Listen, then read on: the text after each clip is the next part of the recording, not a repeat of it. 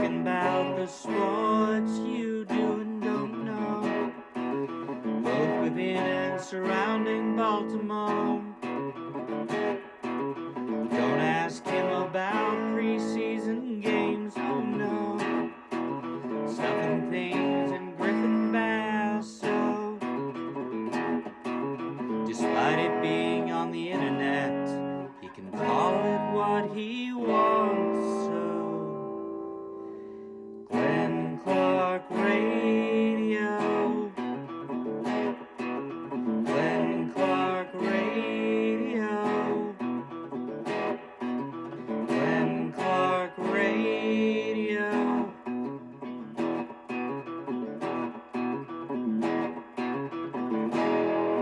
Duke sucks. And then last night, the Orioles said to us, "S my effing B's." That's how that worked. Hi, good morning. Glenn Clark Radio. Remember the time they won? That was a hoot. Just can't wait for the next time it happens. Could be today. That'll be Could be today. Any given day, right? That's what they say in baseball. At least they get it over with quickly so that we know we can watch basketball, yeah. right? Like, It's like, I don't need to watch the sixth right batter of this then. baseball game. Yep, I'm good. There's other things going on tonight. Check out that Knicks game, huh? See what's happening there. I watched a lot of that, and I watched a lot of the Clippers Nuggets game. That was much more pleasant. Way more pleasant. Unfortunately, I also watched Navy lacrosse. That was not pleasant. But you know what was really unpleasant was the Orioles game. Particular. I don't know what you want me to say. Like it's funny how we overreact to any one particular game. I remember when I first got into radio. Not when I first got. I remember when I was first working with Ed Norris, and when I was first over on 105.7. And this is 06, I want to say. And so the Orioles are bad. Like, obviously, they're very bad. And I couldn't possibly tell you, who the game was against and what the final score. I want to say it was Cleveland. But I remember I was sitting at dinner with a girl. Congrats. And, yeah, right? Nice. Look at me. And my phone starts blowing up. And she's like, "Do you need to talk?" I'm like, I look down, and it's the producer of the Ed Norris show at the time. His name's Maynard, producer and sidekick and good guy. One of the, really about as responsible as anybody for me being in radio. And I'm like, what the hell? What? There must really be a problem. Like, is something wrong with Ed? Do I have to host the show tomorrow? These things would happen. So I pick up the phone. I'm like, "Hey, what's up, man?" He was like, "Dude, what the hell's going on? Did somebody get fired?" You know what I mean? Like, what the hell? And he's like, "They're down like 14-0. And I was out at dinner with a girl. I was having an evening. I was unburdened by what has been. I was not concerned about what was going on in the Orioles, I think, Cleveland game. Jeez. Cleveland scored 14 runs? Whatever. Lord knows. God. And so I said, "What?" He was like, "Yeah. Are you not watching the game?" And he wasn't a sports person at all. I'm like, and I look up, and there's a bar in the restaurant we're at, and I look over, and I'm like, "Oh, yeah, that doesn't look good." He's like, "Dude, this has got to be our lead story tomorrow." I'm like, the Orioles suck, right? Like, they're just bad. So this is like 2007-ish? Six. Okay, 2006. 6. Okay. I'm like, they're just a bad baseball team. Like, this isn't a story. They're just losing a game. No one will even care tomorrow. He's like, "What? There should be like an investigation." For losing 14-0. And I felt that way. Treating it like a soccer match, I had people texting give and up calling 14 me. goals. Yeah, right. I had people texting and calling me last night. I'm like, I guess I get it, but like at the same time, do you not remember 2 Sundays ago? Did you remember the Easter? Even if Kyle Gibson was like the best Kyle Gibson, he's probably letting up 3 runs in 6 innings. Like, that's Well, I mean, if he's the best Kyle Gibson, I think At 37 years old? I think that's no. I'm saying I think that 3-6 is still hopeful. Like the best version. Well, that's what I of it. mean. Yeah. Yeah. Like a quality start, the very minimum. If you took other than it, look, man. I don't know. I thought I didn't let's think he'd be give up fair. 9 runs. All right, let's be fair. If not for the 5 home runs, it would have been a bad start. He would have been really bad. Yeah. Jesus. Look, man, it hurts because you know what I think they need to do?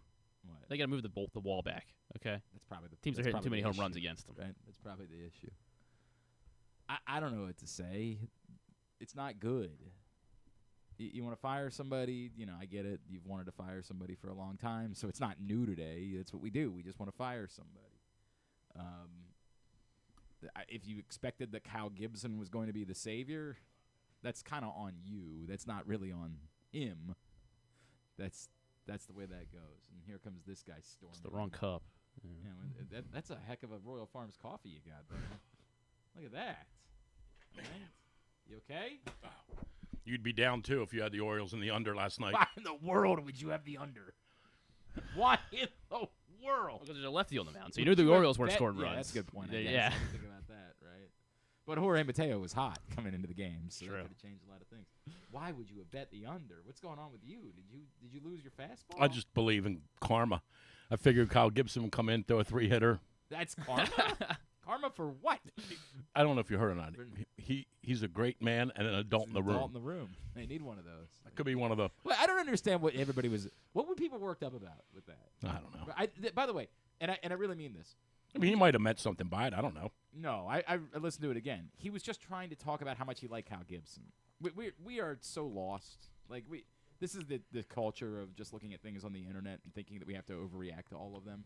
All Brandon Hyde was trying to do was say why he likes Kyle Gibson, which I think everybody knows. Everybody related to this franchise personally like Kyle Gibson. Yeah, he's an adult. He's not only an adult, he's a good man. It's good to have an adult in the room. You're saying it a different way. I am. Yeah.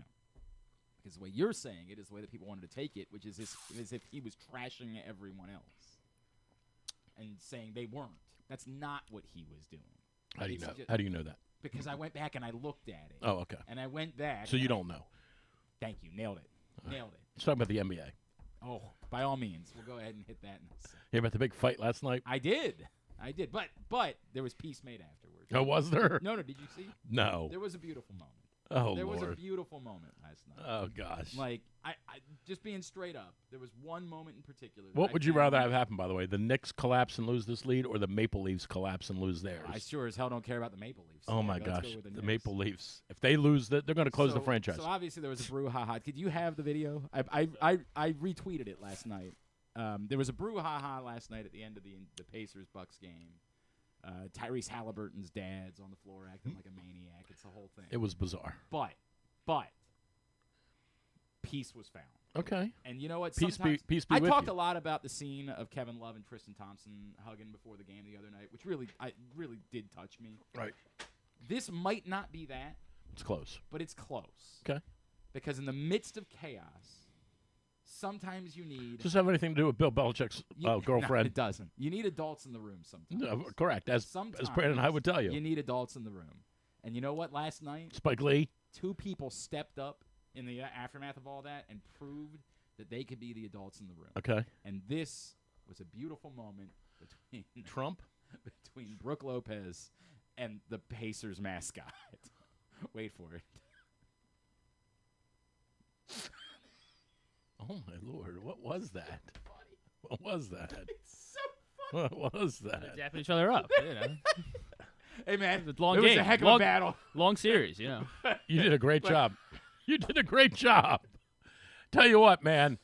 If I started a team, I'd hire you to be the mascot. Look, man. Things really got out of control there for a second, but I need you to know I respect you. Respect you for not hopping in and hitting somebody with your whatever the mascot of the Pacers. This is so beautiful. That is pretty funny. So great. All right, let's speed up the team.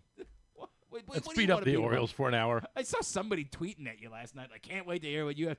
Everybody gets all worked up about it because there's one game. It's one game. Well, it's not really one game. Yeah, the team stinks. They lost I get it, 24 to but 2. Nothing really changed. They about lost it 24 to last 2, night. 7 to nothing. Like, did you really think that Kyle Gibson was going to save the team? Well, I didn't think he was going to save the team, but I also didn't think that it would be 9 to nothing before the CBS Evening News ended. But why? Why did you think that? I just assumed he was competent enough to hold them to at least 6 runs Okay. in 5 innings. Well, then they would have lost. But that's okay. But 6 runs in 5 innings is what I expected. Okay, got it. Not 4 in the first. You would have won your bet. Or That's- 5 in the that's first, the right. part that matters. Is you would have won a bet. What do you want to yell about? What do you want to do? I'll go Oh, ahead. I don't know. I'll get out of your way. I mean, I don't know. Because I don't even know what, I mean, I've been cutting and pasting now for 2 weeks. You write the same thing. That's the problem. You can blame the manager if you want to blame the manager. And if you even want to say, my buddy Chris, who's crazy, sent me the text last night, said they've quit on him. Maybe. Well, does that say more about him or them? Oh, it would say dramatically more. These guys that haven't gotten their big money yet. It's one thing if it's a bunch of big money guys that are like, we just need this guy out of here. Right. They need them. They haven't gotten those deals yet. Right. If this is somehow, If they've quit on him. if this is we don't trust this guy or believe in this guy, Right. then they are cutting off their toes. Right. In the process, there's just no. Right. it's- I'm just saying he so texts me uncanny. every night. Right. Yeah. My buddy Chris, he's crazy. He's the one that keeps me up to date on the team, and he's like, Drew's too busy watching hockey. right. He's like Screaming they've about all the bets he lost. they've definitely quit on him. I'm like, okay, maybe, but I mean, if they've quit on him and you want to hire somebody else, who are you bringing in? You can Well, bring in anybody you want. right. Is that suddenly going? Is Gunnar Henderson going to start? Is his on-base percentage going to get above 310 because they go get another manager? I mean, maybe, but I'd have to hear No, that's- somebody explain that to Clearly, me. your buddy thinks that because your buddy thinks they've quit. But that's Right. so absurd that I can't go there. Right. There's no doubt in my mind. Look, Their I- pitching's terrible. that's the now difference. the If you wanna- offense has not been good, Mhm. but I'm going to say the same thing that I said last week. In the history of baseball, tell me how many times a pitching staff has started like this pitching staff and turned into a juggernaut by August. It never happens. But a lot of times teams start off poorly offensively and find their way, Yeah. and by June or July, they've risen above the means, right? They're hitting where you thought or better. I still believe that will wind up happening with this team. I do still believe that. I do think they will hit at some point for a extended period of time, but they better win 7-5 every night. correct. And then Well, look, and we can continue to do the bit forever of they can get Zach Eflin back, and he would help once every 5 days. right, and maybe Grayson Rodriguez will come back at some point after that, maybe, and maybe Cal. You can do that game forever. If all 3 of those guys were back on June 1, and Sagano continues, and if they play 25 games between now and then, they've played 29 so far, and at the 54 game mark, they were 24-30, and those 3 came back. and the offense came back to life. Yeah. But I mean, if those 3 guys came back, if they got to the 54 game mark at the end, I'm just making that number up at the end of May, and they were 6 games under 500, and those 3 came back ready to throw, which seems unlikely for Bradish, but they'd have a puncher's chance of turning things around. They still have 100 games left. I just don't know that they're going to. I don't know that they're going to be able to keep their head above water long enough for anybody to come back. And I think 50 games is the benchmark for him. If they're somehow 18-32 at the 50 game mark, I think he's in trouble. I think If they're funny. 20, if they Right. get it to 24-28 or something like that. 22-28, where they're only 6 games out, below 500. If they can get it to that after 50, okay. So David Sampson, the former Marlins executive, was on with us yesterday, and he made the argument that if it's more like this, right? Like if it's more winning 1 game a week, it might not even take until Memorial Day. That it does depend on how bad it really Well, at some point, Rubenstein, you assume, and maybe he already has, But you assume on this, if something happens and it goes sideways tonight and tomorrow night and Saturday somehow, well, they don't play tomorrow, but Friday, Saturday, you would assume at some point Rubenstein's going to say to Mike Elias, hey, Yeah. What exactly happened here? what Yes, happened? Correct. Tell me, give me your version of what happened. Because, as we know, and this is how it's always gone with every owner, including owners I worked for. Owners get push back in their social circles. It's always happened to Bisciotti at Caves. That's where they get their push from. Their own social circles. Steve, you're not really keeping Brian. You're not really keeping Brian Billick around. Rubenstein's a different. Okay, but he has social circles and he has people that own the team with him. He does. That part I think is more interesting. Right. I absolutely. And so I think people are saying, are starting to whisper to him, dude, what happened? I thought we went to the playoffs 2 years in a row. What? Right. I don't know, but I'm on it. Now he goes, and his first reaction to them is, oh, don't worry, Mike's got it under control. Hyder's fine. We got some injury. They all say the right things, and then it just takes one confidant to. And I would always go back to Bisciotti with Billick. It just takes one confidant to say, Steve, what are you doing, man? So I would say it's very unlikely that there's a similar scenario with David Rubenstein specifically. He's just a different person. And I don't think that he is particularly concerned with what anybody thinks about his baseball team. Okay. It's not just from conversations I've had with him. It's from everyone I've talked to that knows him. Like, that's just not likely. But the one part that you bring up is that I don't know about Mike Arrighetti, for example. Yeah, sure. And Mike Arrighetti, like we're kind of openly talking about, is going to be the guy that runs the baseball team at some point. And David Rubenstein is giving him a lot of leeway to be more involved than a typical minority partner would be in the baseball team. So that part to me is more interesting because I could absolutely see David Rubenstein saying, guys, what are you talking about? Mike Elias, we're fine. I don't care. I've got another $1 billion to make tomorrow. Right. I need to go buy the moon. I just don't think that that's the type of thing that really impacts him at all, nor do I think that in his social circle it's something that comes up all that frequently.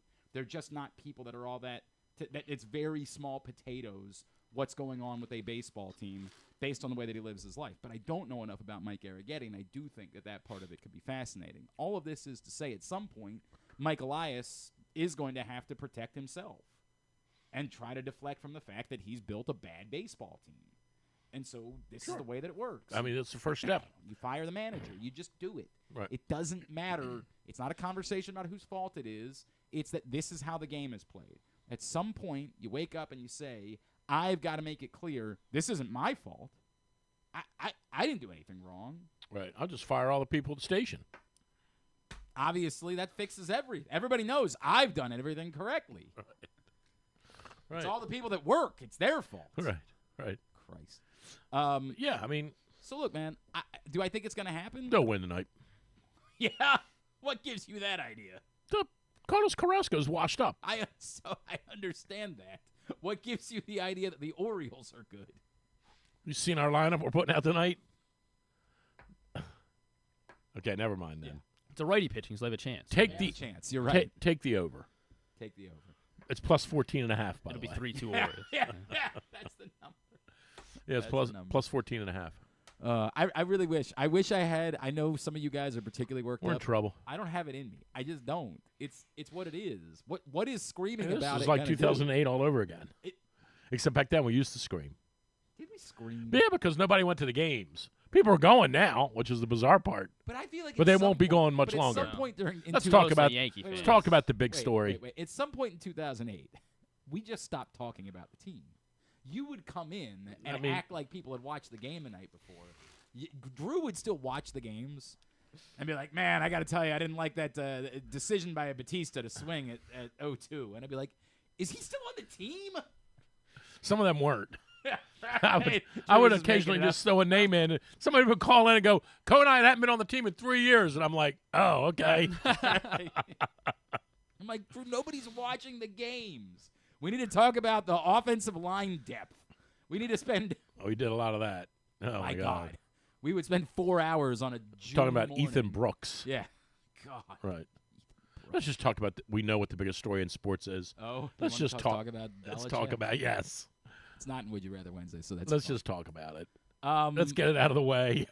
Do I need to play it again or? No, I mean, Let's I think just- everybody's seen it. Let's get it out of the way. So did you saw obviously the bizarre? Okay, so the new It's new unreal. drama today. The new Today. conspiracy Okay. is, did he actually send that email? Okay. Tell me Or- about the email. Okay. Because I did kind of read it, but I was in the middle of something and I didn't really digest it. He sent an email to her. No, allegedly. Okay. So his girlfriend, this person who everything. She's his PR person. She Right, runs. right. She's North verified to Carolina. be 24, right? Is that? I know she's young. I don't know if it's I thought she's 24, I mean, right? yes, I He's believe 72. 24. I believe you. I don't know. Okay. It's not Okay. his concern. So she shares out on social yesterday an Okay. alleged email that Bill Belichick sent to She's 24. his. Thank you. Wait, she's 24. Yeah, 24. Yeah. That Bill Belichick sent to the team, right? Like the Belichick team, Okay. whoever these people are, Okay. including her. She's Okay. on this list. Looks like somebody involved in management. Richard at Inkwell Management. The Belichick team. Okay. He allegedly sent this email to the team I want a team. back on April 10th. I'm going to put a team You're together. gonna put a team together. Can I be on your team, Drew? I'll create a position for both of you guys. Yes. You'll be my media consultant. Oh, I think that's a good role for me. I think that's. the Anytime right I way to- speak publicly, I'm going to go to you first. Right? I said, What go exactly? ahead. What exactly? It's like Kevin Byrne coming over to tell Yeah, John Harbaugh, yeah, yeah. this is Right, what's going on right. today. This is what they're going to grill you Right. about. I'll come over. We and I'll- played Gilman today in golf. I want you to give me 100%. give me whole the rundown. give me the flashcards at the end. Yeah, you don't know what your players were doing last Right, night. They were right. getting into some trouble. Right. You All right, go ahead. It reads all. I can't read the whole thing. It Okay, goes but- on forever. But I don't think this is fantastic, but it probably will hype the book, which is clearly the ongoing theme here. This is about what I expected from the media. We went through how important it was for me to put I effed up in the book, and of course, that is the feature of this article. So apparently, he's angry about a particular article that's been written about his book that came Okay. out recently, which is mostly about admitting mistakes and talking about a Super Bowl mistake. I am fine with putting mistakes in the book, but I am certainly not surprised that of 250 plus pages, that is what they would highlight. And of course, the I effed up is the clickbait they use for the story. We'll see what the title of the article is, which I notice has been conveniently left out. Do we have approval on that? I would approve this article if we can also approve the headline, which is actually more important than the article. Now, I just want to stop there, right? This is Bill Belichick, Okay. a man who wears his best tattered sweatshirts, Embarrassing. suggesting in an email that he is extraordinarily concerned about the unique nature of what the headline is and wants control of headlines that are written about articles about him. Okay. Now, maybe that's something that Bill Belichick cares deeply about. The public presentation of Bill Belichick over the years has been what? He couldn't care less. Could not possibly care. I don't care about any of it. Well, he said that in the interview. Correct. He said, I've never spent a I whole don't- lot of I don't time much worrying about care what about what people what think. people think about Correct. it. Okay, so keep going. It goes on. We can expect that the interviews and podcasts that will supposedly drive the sales will also come from similar samples. These appearances will no doubt want to focus on whatever negatives they can extract from the book and all the current events that don't have anything to do with the book but are most relevant to their ratings, and their agenda, which is not mine. That was evident when Alorod dropped the story because we would not do current events at UNC. I don't know what that even means. We'll see how many people want to talk about the $5,000 bill for spoiled milk and other entertaining and business aspects of the book. I have no doubt the I effed up will not be the main focus of Ray Dalio and Susie Welch in my conversations with them. By the way, I don't know who these people are. But I Okay. looked them up last night. Susie Welch is some influencer that was an author. Okay. I Okay, so what's the genesis of this? the genesis, She wrote it? That's what the conspiracy is. She wrote this The email. conspiracy is this is so deep. She's so crazy that she wrote this email. And said, Bill, I'm writing this. Sent it as if he sent it, Right, sure. so that she could post it publicly and make it look like Bill Belichick's in control. Not her, right? Because that's everybody's response. Everybody's response to Sunday is, this guy doesn't even control his own life. This is elder abuse. This is out of control. Where do you sign up for that? Yeah, right.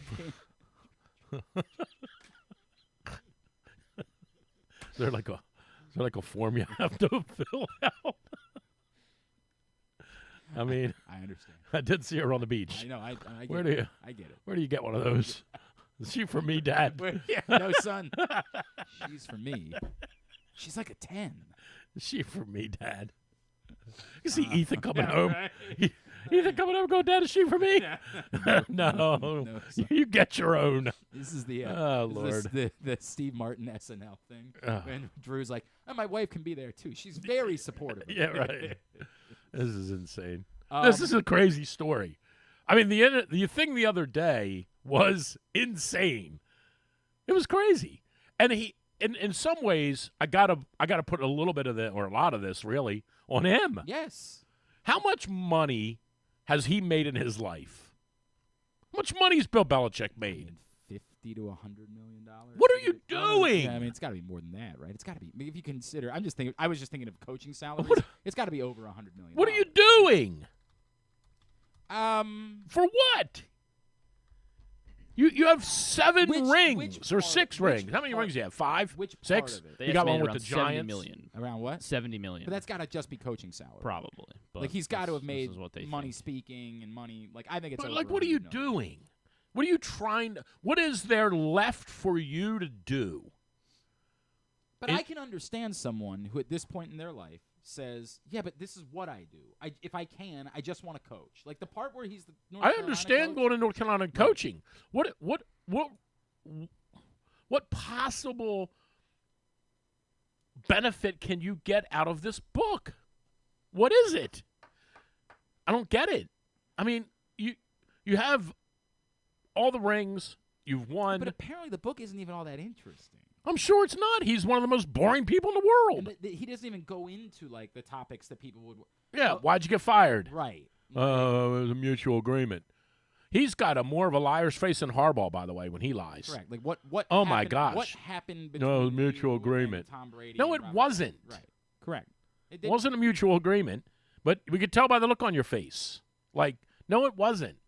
I mean, he gets so squirrely and antsy when they press him on something and he knows where, and of course when he said, where'd you two meet?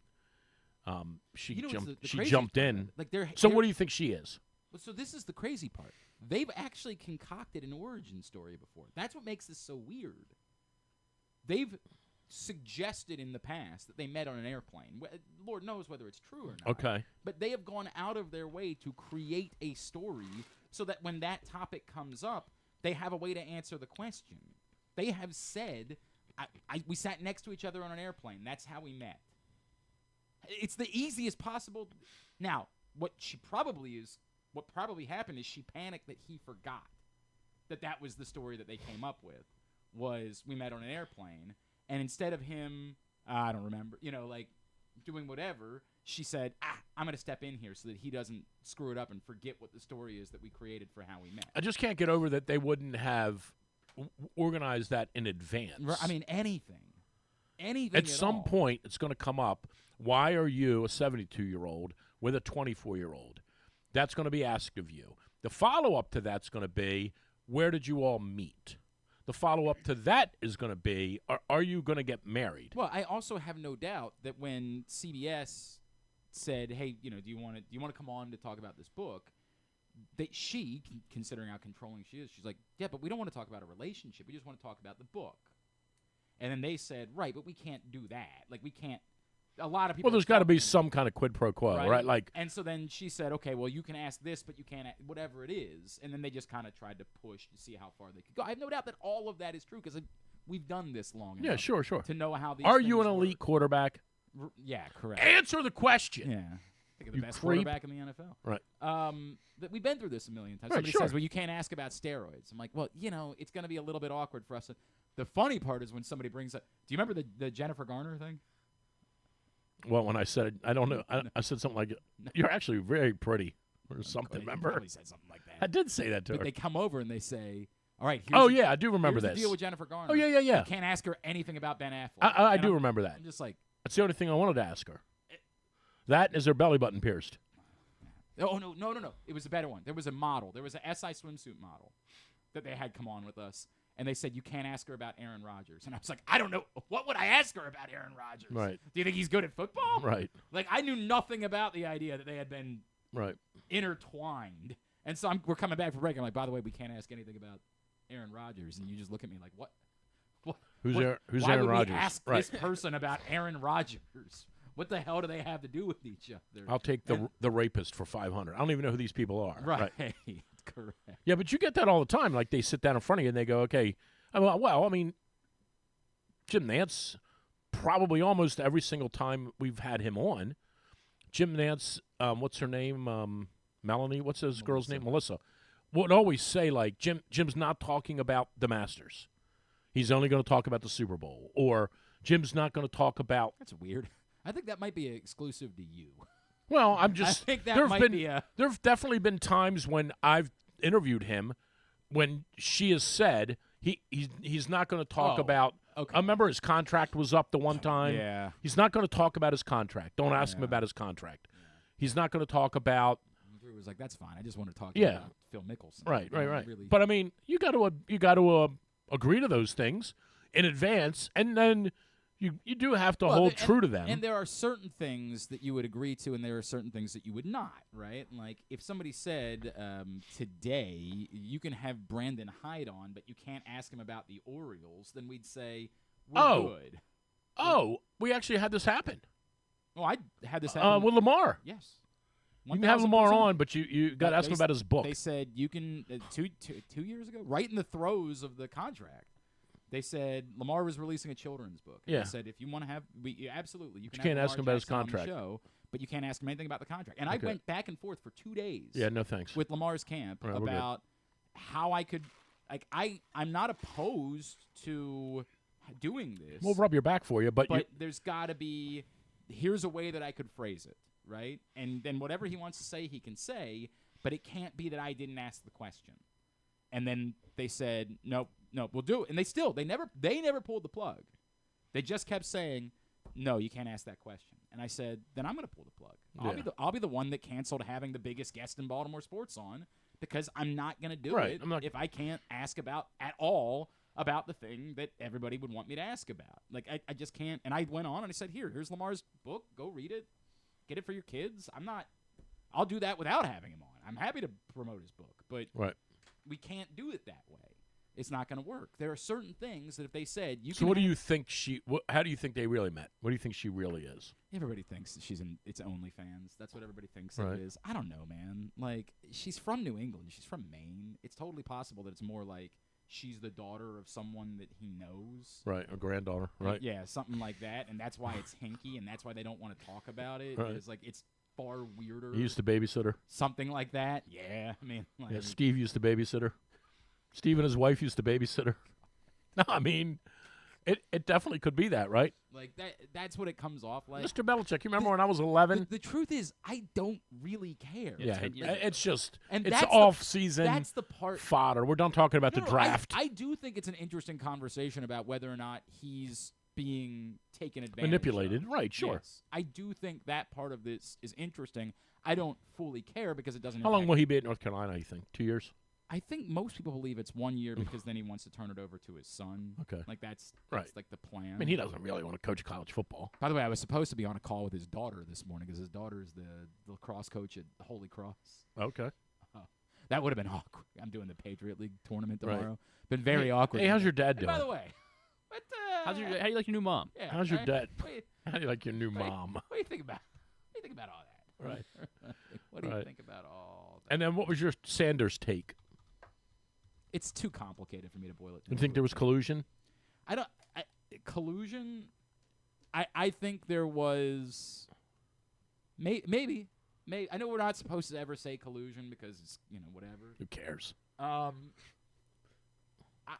Did he have MS-13 on his knuckles like that That's guy? a great point. Yeah, everybody knows that. Speaking of witch Or hunts, MS-13. speaking of media witch hunts, Yeah, yesterday. Always after that guy. I'll Always show you the after. photo. Right.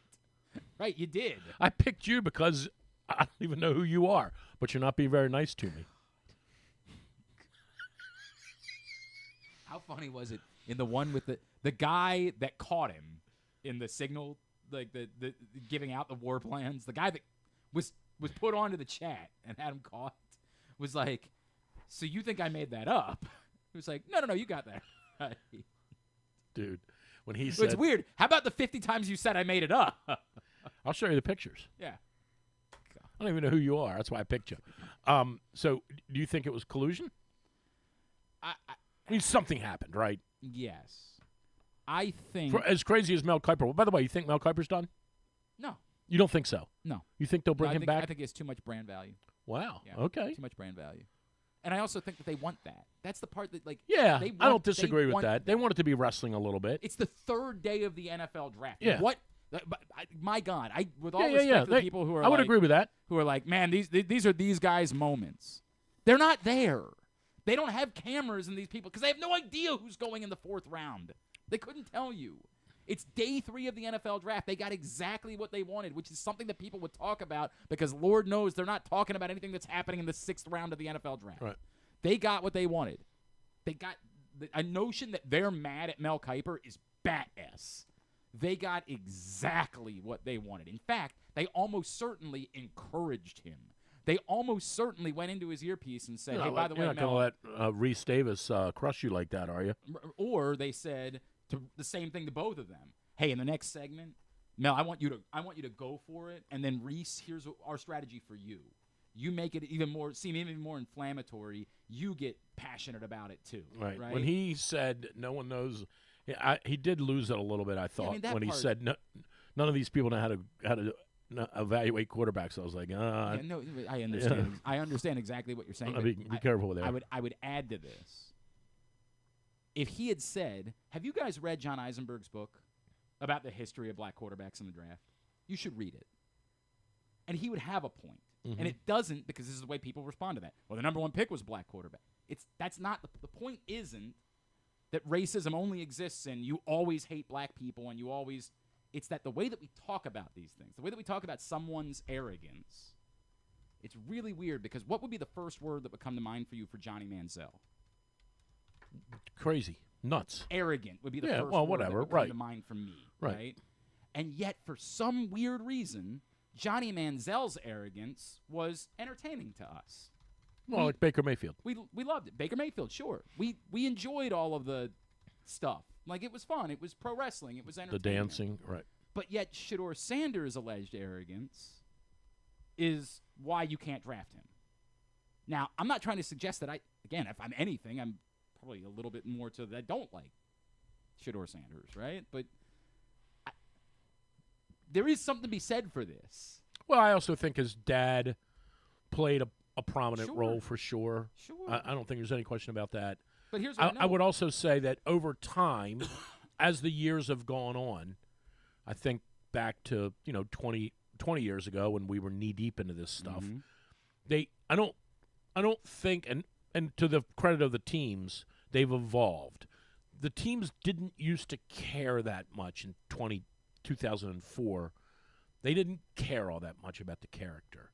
And they didn't bring them in and say, if you saw a little old lady on the corner and she dropped her purse and money flew out, would you stop your car and go get the money? Or would you, like they didn't give them the Rorschach test, right? Over the last X amount of years, they've put an extraordinary amount of stock in the interview because they have enough data on the football, right? It's all spit out to them in a computer. They don't even need to go to Indianapolis anymore. They get a computer printout that says, you want to take this kid Mike Green, and here's why. He jumps this, he does that, he goes here, he goes there. You don't even need to watch him. We've done all that for you. Here's the top 6 guys. You got to get one of these 3. Gotcha. Put them on the board. What they care about is sitting down with you and looking you in the eye and asking you questions that they deem important about you as it relates to you fitting into whatever their corporate profile is. We want, and this was the question, obviously, about the kid Mike Green. You have to believe that Eric went double time overboard to make sure in his mind that this kid's clean. They already know about the football. It's like I just had a college golf coach call me yesterday. He doesn't ask me anything about the kid as a golfer. Nothing. He doesn't ask me what spot he plays. He doesn't ask me how many wins he has this year. He only says to me, what kind of kid is he? And give me an example of when you've coached him up and the result of that. That's all he wants to hear. He already knows he can play golf. He sees all the scores. But what he doesn't know is when I say to this kid, you need to look at the University of blank, hey, one thing I think you really need to learn how to do is you need to learn how to cut your 3 and 5 wood. You need to learn how to bring that ball in left to right. And that kid says, don't tell me how to play golf. I know how to play golf. He doesn't want that. So he wants to make sure he's getting someone who will listen. I think my guess, based on the little things that we've all heard and read, and if you believe them, is I think Sanders grossly failed in that area. I think that there's I think that the way that it's been reported is almost a suggestion that they purposely failed. And that's also possible. That they decided that this was going to be our pushback on the system, right? And there's a conversation to be had about that too, right? Like, it is unfathomable that we've just allowed a system where teams could walk in and say to a kid, so your mother, was she a whore? Right? Like, that's unfathomable that we've just allowed that and said, well, that's the way it works, man. Like, you got to play the game. Now, for that, this is the potential pushback that you get for that. But if they thought he was an extraordinarily talented quarterback, you think they would do that to him? They would sabotage him like that? If he was extraordinarily talented? Which, by the way, I don't follow college football enough to know, but and I'm very torn on this. I do. He's definitely better than quarterbacks that were drafted ahead of him. 100%. There's no question about that. Zero argument with that. Was he really a top 5 player in this draft? I don't think so. But I think he was a top 40 player in this draft, undoubtedly. And if I were the best way I could say it is, I don't actually care, right? Like, this doesn't impact me in any I couldn't way. care less. But if I were in Pittsburgh, I'd be effing furious. I'd be furious. Well, I would be. You'll be furious in 3 years if he amounts to something. Not even if he amounts to something. You don't have one. You don't have one today. Don't they have Mason Rudolph? Yes, thank you. You don't have a quarterback. You don't like washed up what white exactly quarterbacks. It is. That's a great point. Except he's, that's not true because I love Joe. Just because he's washed up in white, you don't like him. That's probably what it is. You don't have one. And you can't make we think it's going to be a circus. Allegedly, you're signing up for a circus for someone who's done, who can't play, who has no upside. You're reportedly signing up for that circus. There's no justification for the Pittsburgh Steelers to not be the team that says, this guy's sitting here in the 3rd round? What are we doing? Right. Like, we're drafting that guy. But all of those teams passing tells me that there's got to be I think it's some sort of there has to be something on him that led all of them to say, we're not touching him. There has to be. And it might be his dad. I don't know. But there has to be something out there. And then the Browns, you talk about doing something dumb. Somebody taking him in the 1st round might have been dumb. The Browns took another quarterback and then still took him. I mean, total bizarre land. But they don't have a quarterback, so they might as well do that. They got Joe Flacco. Thank you. They might as well. Like, this is that's you. It's the best of 5. We got 5. We're keeping 3. Go get them, boys. Honest to God. Go get them. Play the numbers game. Maybe one of these guys can be good. We'll find out. I bet all 5 play it at least once this year. Well, I don't know if Deshaun Watson's going to play or not. No, yeah, he won't play. But I don't count him anymore. Yeah, the others might. You might be right about that. And look, I assume the Browns are going to screw it up. It was a crazy story, though, right? I mean, it was kind of crazy. Yeah, it is crazy. You're right. It's crazy. It was crazy. I felt a little squeamish and a little uncomfortable about people piling on him.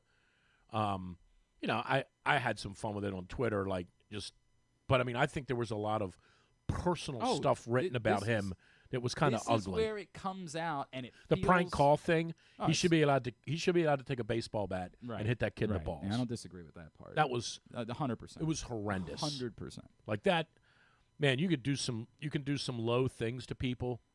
That was awful. There's a special place somewhere for that guy. I completely agree with that. I think a lot of people over the weekend decided to show their ass. What they decided to do. That was terrible. As I said before, if it's not racism, it's whatever. Says something about you. Do I think that Shedeur Sanders should have had his jersey retired by Colorado? Absolutely not. It's laughable. But yet, does that impact me in any way? What does it do to me that Shedeur Sanders had his jersey retired at Colorado? Who cares? How does it impact me? I have no negative feelings. It's like Ernest Biner getting the Ravens Ring of Honor. Right. People are always worked up about that. Like, Who cares?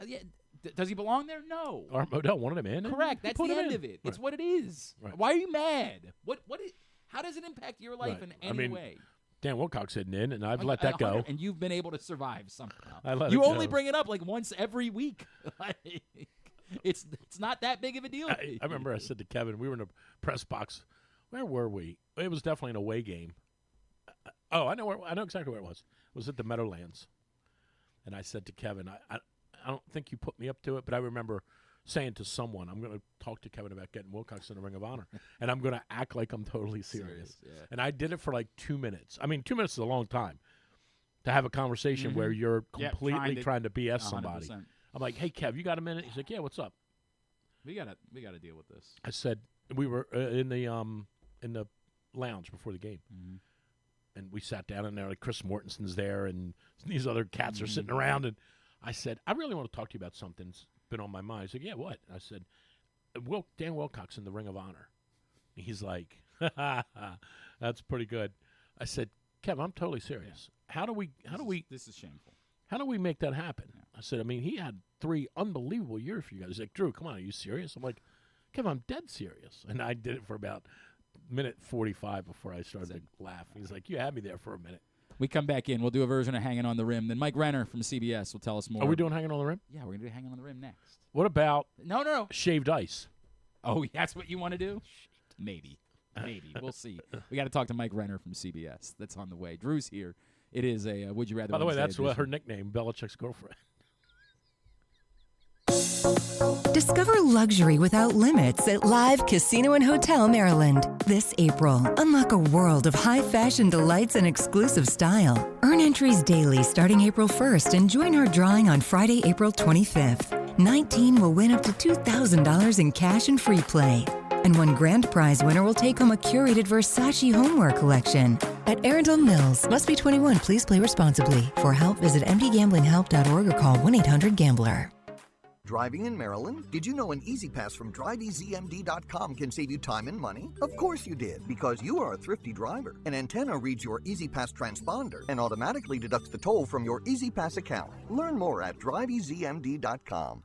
What makes the Costas Inn so special? This is Stan the Fan telling you that it's the people that work for you, cooking and serving. But that menu is also special with a capital S. Soups, salads, the raw bar, pasta dishes, seafood specialties, and entrees like the Costas Combo, steaks, chops, ribs, amazingly delicious meatloaf, and all manner of delicious filling sandwiches including pit beef and turkey and subs. Of course, the steamed crabs are as good as you can get anywhere, and they serve them 12 months a year. The crab cakes are out of this world. Costas is open 7 days a week for lunch and dinner at 4100 North Point Boulevard, and coming soon, very soon, Costas in Timonium at the OTB Parlor at Timonium Racecourse. We'll get you the opening date real soon.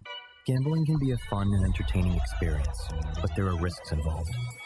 If you're planning on betting on the game at the casino or on your phone or computer, know your limit, stay within it. Set a budget and a time to stop. Remember, gambling isn't a financial solution, and it doesn't mix well with alcohol or drugs. Know the risks and have a plan before you begin gambling. For free and confidential services, call 1-800-GAMBLER 24/7 or go to helpmygamblingproblem.org. Want to improve your golf game or learn to play for the first time? The Baltimore Golf Academy has fun, instructional programs for the beginner golfer to everyday players. The Baltimore Golf Academy can take your game to the next level. Enroll today at BaltimoreGolfAcademy.com. Whether your focus is luxury and comfort, convenience and technologically advanced connectivity, or sporty performance and aggressive styling, we've got the perfect Highlander for you. Check out buyatoyota.com for deals on new Highlanders from your local Toyota dealer today. Coming back in here with Glenn and the other guy, Garrett, whatever his name is. You know who they are. All right, back in here on GCR. When you got your guy, when the expert is here, you got to let him go for it. It's time for this.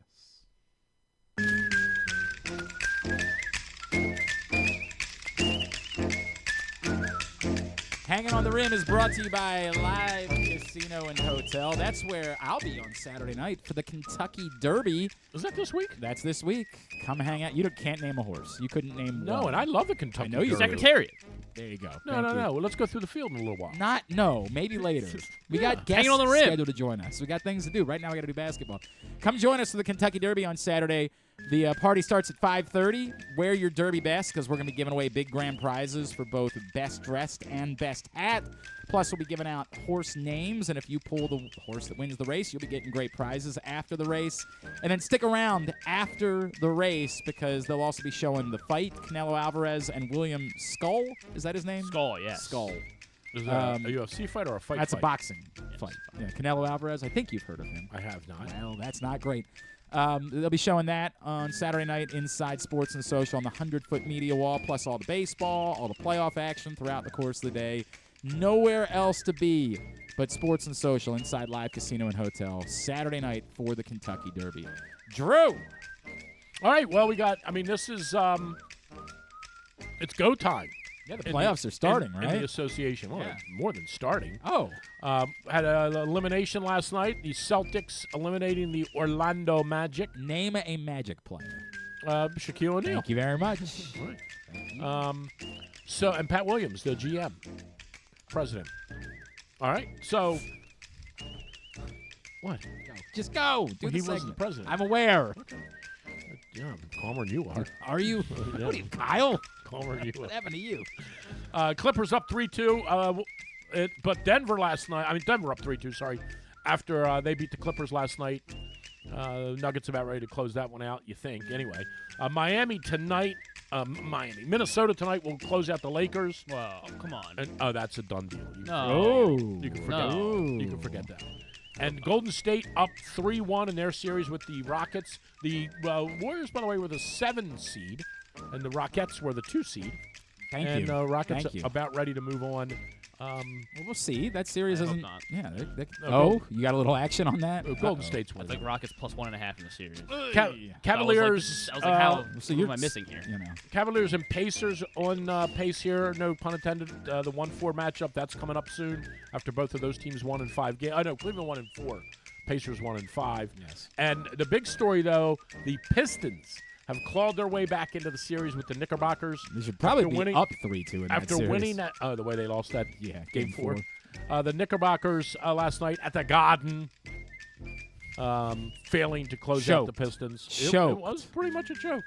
And Boston beat the Magic, as I mentioned, 4-1 in that series. So the Wizards, by the way, didn't make it. For those of you wondering, Who's your favorite? Who's you're of course Mr. Hanging on the Rim. yeah, I'm gonna take. I said this all along. I said it would be Oklahoma City and Boston. I'm gonna stick with that. All right. I'm Now gonna stick with it. name 2 Thunder players. Russell Westbrook and Kevin Durant. There we go. That's why we have him here. Right. That's our guy. Name 2 Celtics.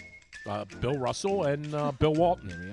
There we are. I mean, I don't know. You can't get anything past this guy. You can't do it. Yeah, I don't know. You think he was born yesterday? Right. And he knows things. I've been following Name the league 2 forever. Cavs players. Yeah. Who? Cavs. Larry Nance and LeBron James. There you go. There you go. I mean, You we keep do this- thinking. You we keep can do thinking this all day. You could get things past Drew Forrester. You, It's like thinking you get a shot past Logan Thompson. You right. can't do it. Right, correct. Standing on his head over here. So, I mean, Nailing it. just do this all day, or we can move on to talk to NHL. Yeah, Whatever all right. you wanna do. You want to try it? Yeah, you want to do shaved I don't ice? think we have a sounder prepared. You wanna do Yeah, shaved the old ice? ESPN NHL music? I love the old ESPN NHL song. I don't know where it is. We'll do a quick version of that, and then we'll Shaved- talk some draft. we'll do shaved shaved ice. ice. That's what Drew's calling this one. So there's your update. Last bet. night was huge, man. Sebastian Aho with the game winner for Carolina, 5-4, double overtime. Interesting storyline developing. Darcy Kemper, erstwhile Capitals goaltender, could be coming back. I This love is this the newer music. one, though, I think. No, it's the same one they Oh, is use. it right? Okay. Could be coming back to We have both playing at the yeah, same they're time? both playing. Yep. Oh, there.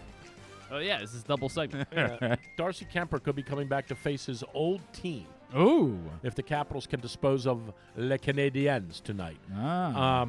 Caps up 3-1 in that series after 5-2 win on Sunday night. Tonight, Game 5 down in D.C. Edmonton, how about this? Surprising win last night, 3-1 at Los Angeles over the Kings. So they are now up 3-2 in that series. A little bit of a surprise there. Most people thought Kings would win in that Western Conference showdown. The Las Vegas Golden Knights, who prefer to be just called Vegas. I don't know why that is. It's weird. VGK. But the Las Vegas Golden Knights, because that's where they play, in Las Vegas. Right. Well, that's not their name, though. But that's where they play. I understand, but it's not their name. When you land at the airport, you don't land They at call Vegas. me. They call me. That's not my name. Right. That's not my name. They went up 3-2 last night with a 3-2 overtime win over the Minnesota Wild. And Really? they did. And the other big series that's developing. If I did this segment, it would be like Drew doing Hanging on the Rim. The other big developing story in the playoffs, Winnipeg went up quickly 2-0 on the Blues, and the Blues have scratched their way back now to 2 games. Oh. 2 games apiece. Wow. Yeah. Hey. And that's the 1-8 matchup. So if the Blues still have no chance, though. I don't so know about that. you said big one tonight, obviously. Oh yeah. Big one tonight. Oh yeah. So how are they going to blow it? They'll lose in overtime 3-2. Cole Caulfield goal, send it back to Montreal. Sounds about right. The Caps never do anything easy. You know this is coming. You know they're losing tonight. They actually know what will happen tonight. They'll lose 2-0. It'll be 1-0, and lifeless. they'll give up an empty net goal. It'll be Right. 2-0, and they'll go to Montreal and win 5-3. Okay. But the Caps never do anything convenient.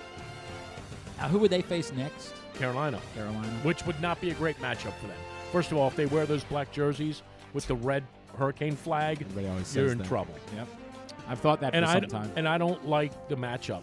Brenda Moore's had success against the Caps. I don't like Kemper's the story coming back, playing his old team after they gave up on him. Right. I don't like it.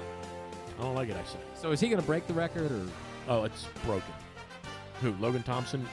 Most injuries in 1 year. And playing through it. It'll be an emotional moment. They're going to stop. He couldn't even walk the other night. He played again. It was like a forced game. Well, he's a hockey player, Drew. Right, they're tough. I mean, like somebody said the other day, well, this guy got shot in the head. I'm like, oh, that's terrible. Did And you he's see like, Tom and he Wilson played that crying night. at the guy when they had the fight? Did you see Tom Wilson crying? So was that a dirty hit or not? Which one? The other night? Yeah. Well, Tom Wilson's. I know he's a dirty player. He's Was it a dirty hit or not? I will defend him on this one. He is a headhunter for sure. Right. He has, over time, I would say he's gone from being a 10 as a headhunter to a 7.7.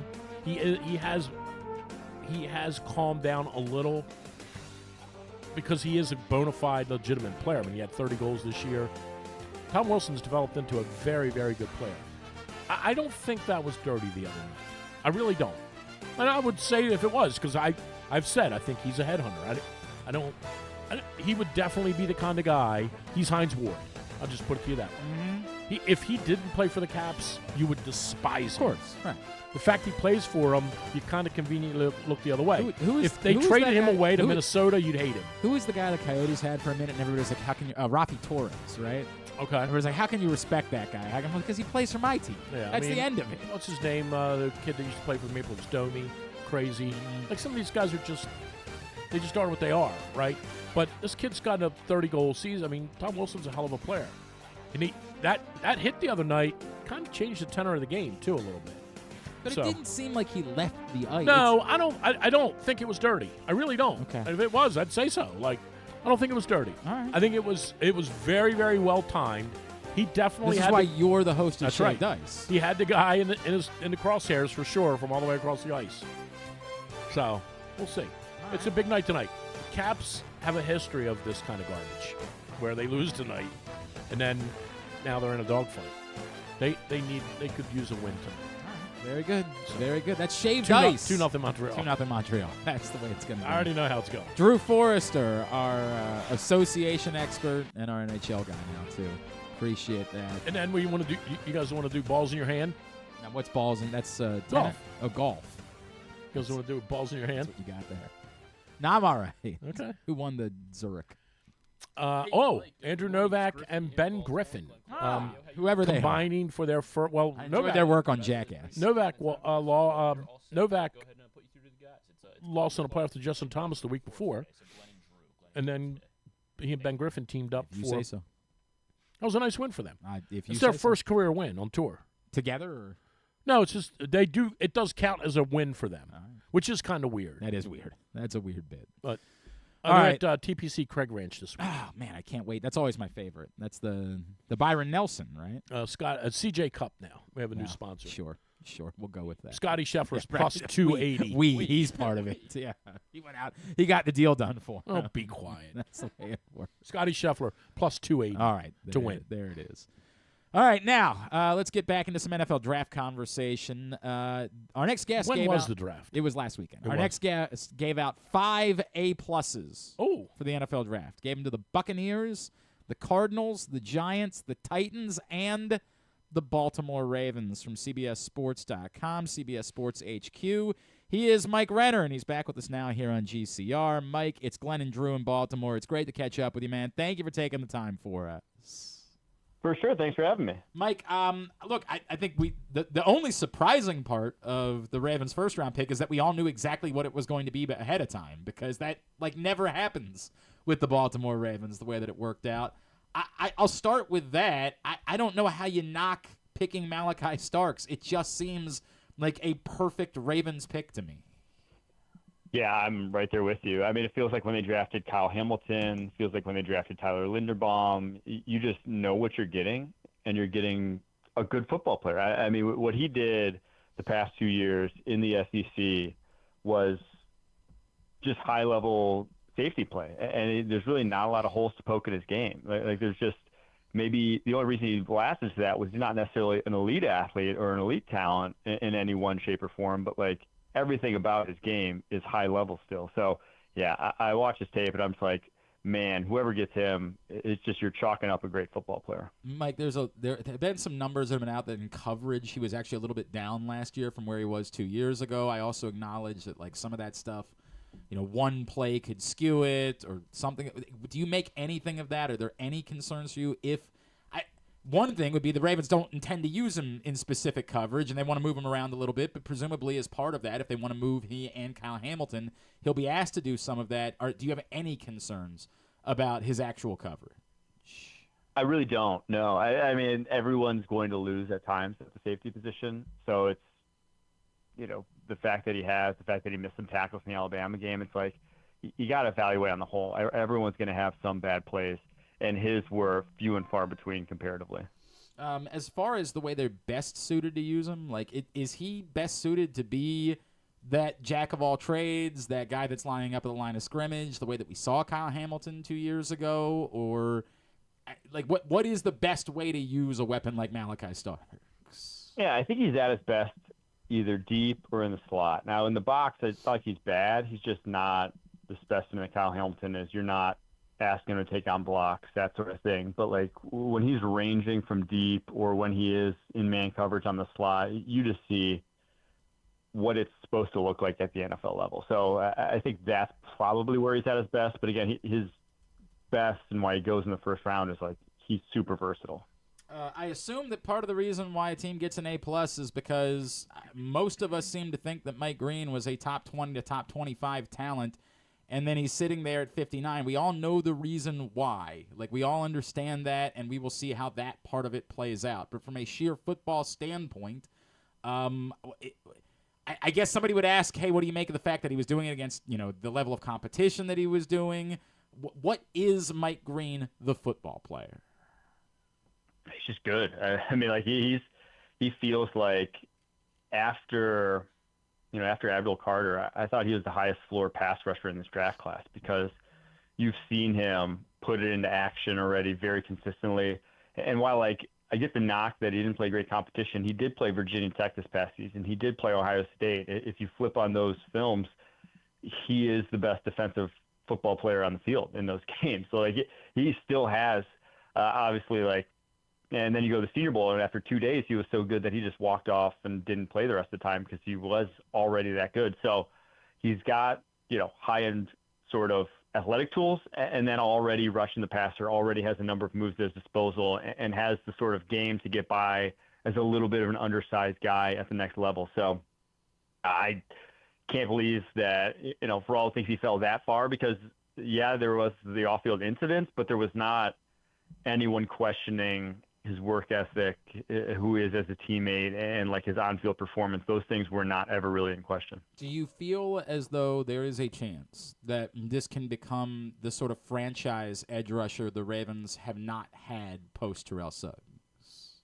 I think so. I don't see him really being limited because he is so explosive, and his bend is so good, and he is so relentless as a pass rusher that I think he's just going to get it done. And while like he has a smaller frame, he's also a very good run defender too. I think that part of his game got underrated throughout the draft process. When you see FBS leader in sacks, everyone wants to talk about how he rushes the passer, but like he's a true every down edge. Just not a guy who you're really going to move from out wide, but that's fine. Obviously, you don't want him really going anywhere else. He can still make an impact there. I think that part is important, Mike, because we know the Ravens in their history have not liked to just use like pure, come on the field, rush passer, get off the field, right? Like they just don't like, they want to have every down linebackers, and that was like the problem when they brought in Yannick Ngakoue, and I realize we're a few, defensive coordinators removed from that, but the philosophy has not largely changed over the years. So I think that's an important thing that you're saying, that he is a guy that can play every down. 100%. I don't think that's even a debate in my mind. That sounds, from a football standpoint, that sounds really good. Mike Renner, CBS Sports, is with us here on GCR. Mike, I would assume that to get an A+, you have to be high on other picks that the Ravens made throughout the course of the draft. So walk me through, who are the guys otherwise that really stand out to you after those first two picks that were made? I like the Emory Jones pick. I think that's about where you draft. No, I didn't see it as like insane value, but they had a few day 3 guys, 2 in particular that I really liked. Carson Vincent was my favorite like developmental tackle that you were going to get on day 3 in this draft class. He just has the look, in my opinion, as what tackles, have. There's only so many guys, 6'4" plus, the requisite arm length, the requisite foot speed, like all these things. It's just such a physically demanding position. But then he's so well put together. Like he holds his on his frame, it just looks like what an offensive tackle is supposed to look like. Now, obviously, not all those guys end up coming to fruition, but to get the guy in the 5th, that's the one guy I would have liked to have most in this tackle class on day 3. And then Aeneas Peebles, to me, is one of the best pass rushers in this defensive tackle class. I get why he falls to day 3. He's not an every down player by any means, but with the importance of third downs, with kind of second down even becoming closer to a third down for a lot of teams in how they want to scheme their defense and running more stunts and more blitzes on that down, he can be an impact player even if he's not really a complete defensive tackle. So his first step's great. His flexibility is great for a defensive tackle. I think you see already some pass rushing moves in his toolbox that get that guy in the 6th, man. I couldn't believe he fell to that point in the draft. You bring up Jones. I know he's a tackle. Is there a chance that he could compete at a guard spot this year? Like, does he have that fluidity? So I think he's a guard. I mean, he's listed as tackle because that's all he played. But like, I wouldn't even start him at tackle. Like there's other guys in this draft class who are tackle to guard converts where it's like, yeah, maybe you'd like give him a shot at tackle. Watching his tape, I just don't see that.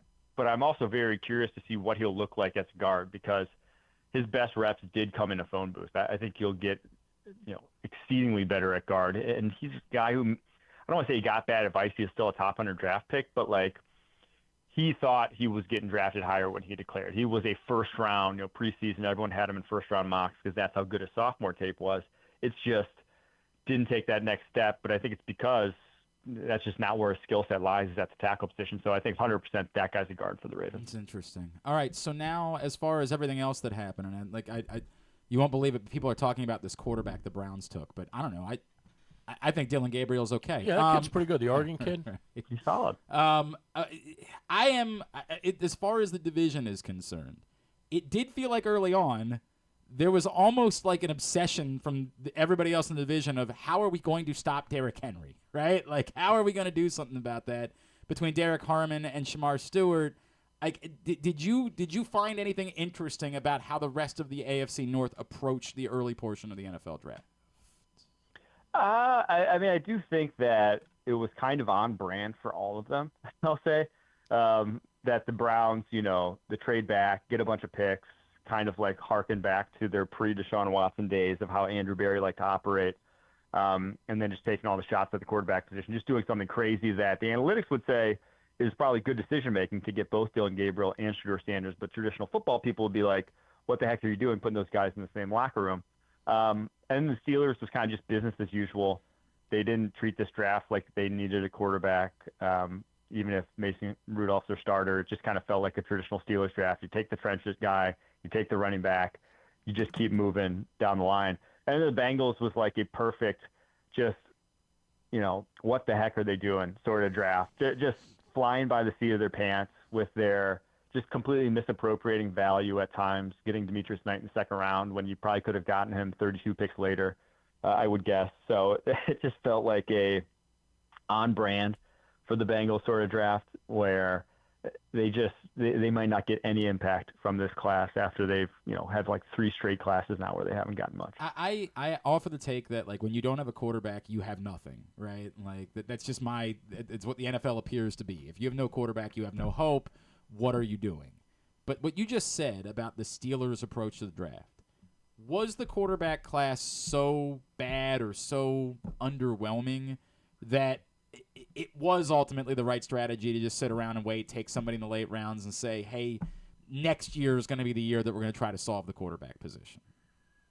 I think so. And I think they're a team that, is uniquely situated just throughout the landscape of the NFL that, quarterbacks will want to go there. So, like, if, say, someone's available next offseason, say the Cowboys want to trade Dak, or, every year it seems like there's a little bit of a musical chairs at the quarterback position, then they'd be a team that's in demand, right? There'd be a team that someone would want to go to. So I do think that the Steelers, this was not a draft to use a first-round pick on a quarterback after Cam Ward.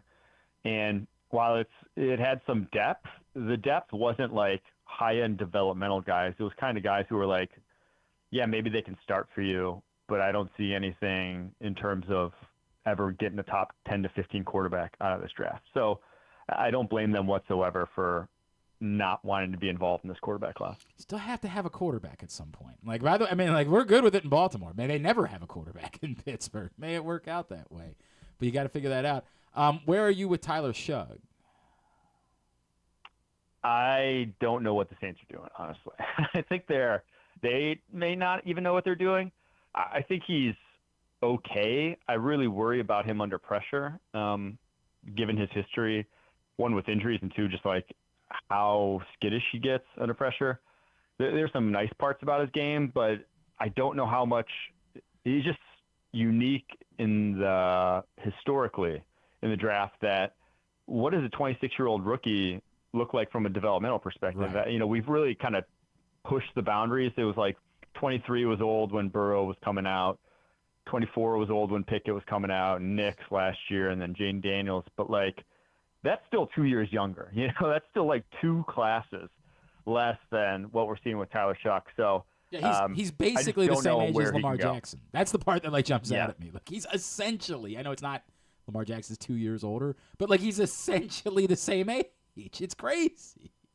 Yeah, I just don't know if there's developmental potential there. At some point, it gets the guy's played enough where it's like this might just be who he is. All right. So then, how much work have you done on 2026 already, Mike? Oh, we lose him? No, that's all right. We were letting him go. Ask him what he wants us to plug. Just find out what he wants us to plug, and we'll make sure we plug it because that was how we were going to wrap up. Mike Renner from CBS. What's that? Is he there? Oh, okay. Well, we'll just wrap. Mike, I appreciate you taking the time for us. What can we plug for you, my friend? You can go check out Pushing the Pile, CBS Sports podcast, wherever you get your podcasts. Go check it out. And, of course, Mike Renner _ on Twitter. That's how you follow him. Mike, thank you for taking the time for us, man. We really appreciate you doing this. For sure. Thanks so much for having me. Have a good one. It's Mike Renner from CBS with us here on GCR, obviously very high on the Baltimore Ravens draft. And speaking of the draft, I think Meghan Markle's pretty. Yes, I think. Is that? It was like buzzing the whole time. What is that? I definitely think Meghan Markle is pretty. Do you? Unquestionably. Yes. Okay, take it easy. I'm very confused by where that came from. You think she's like... No, she's not pretty.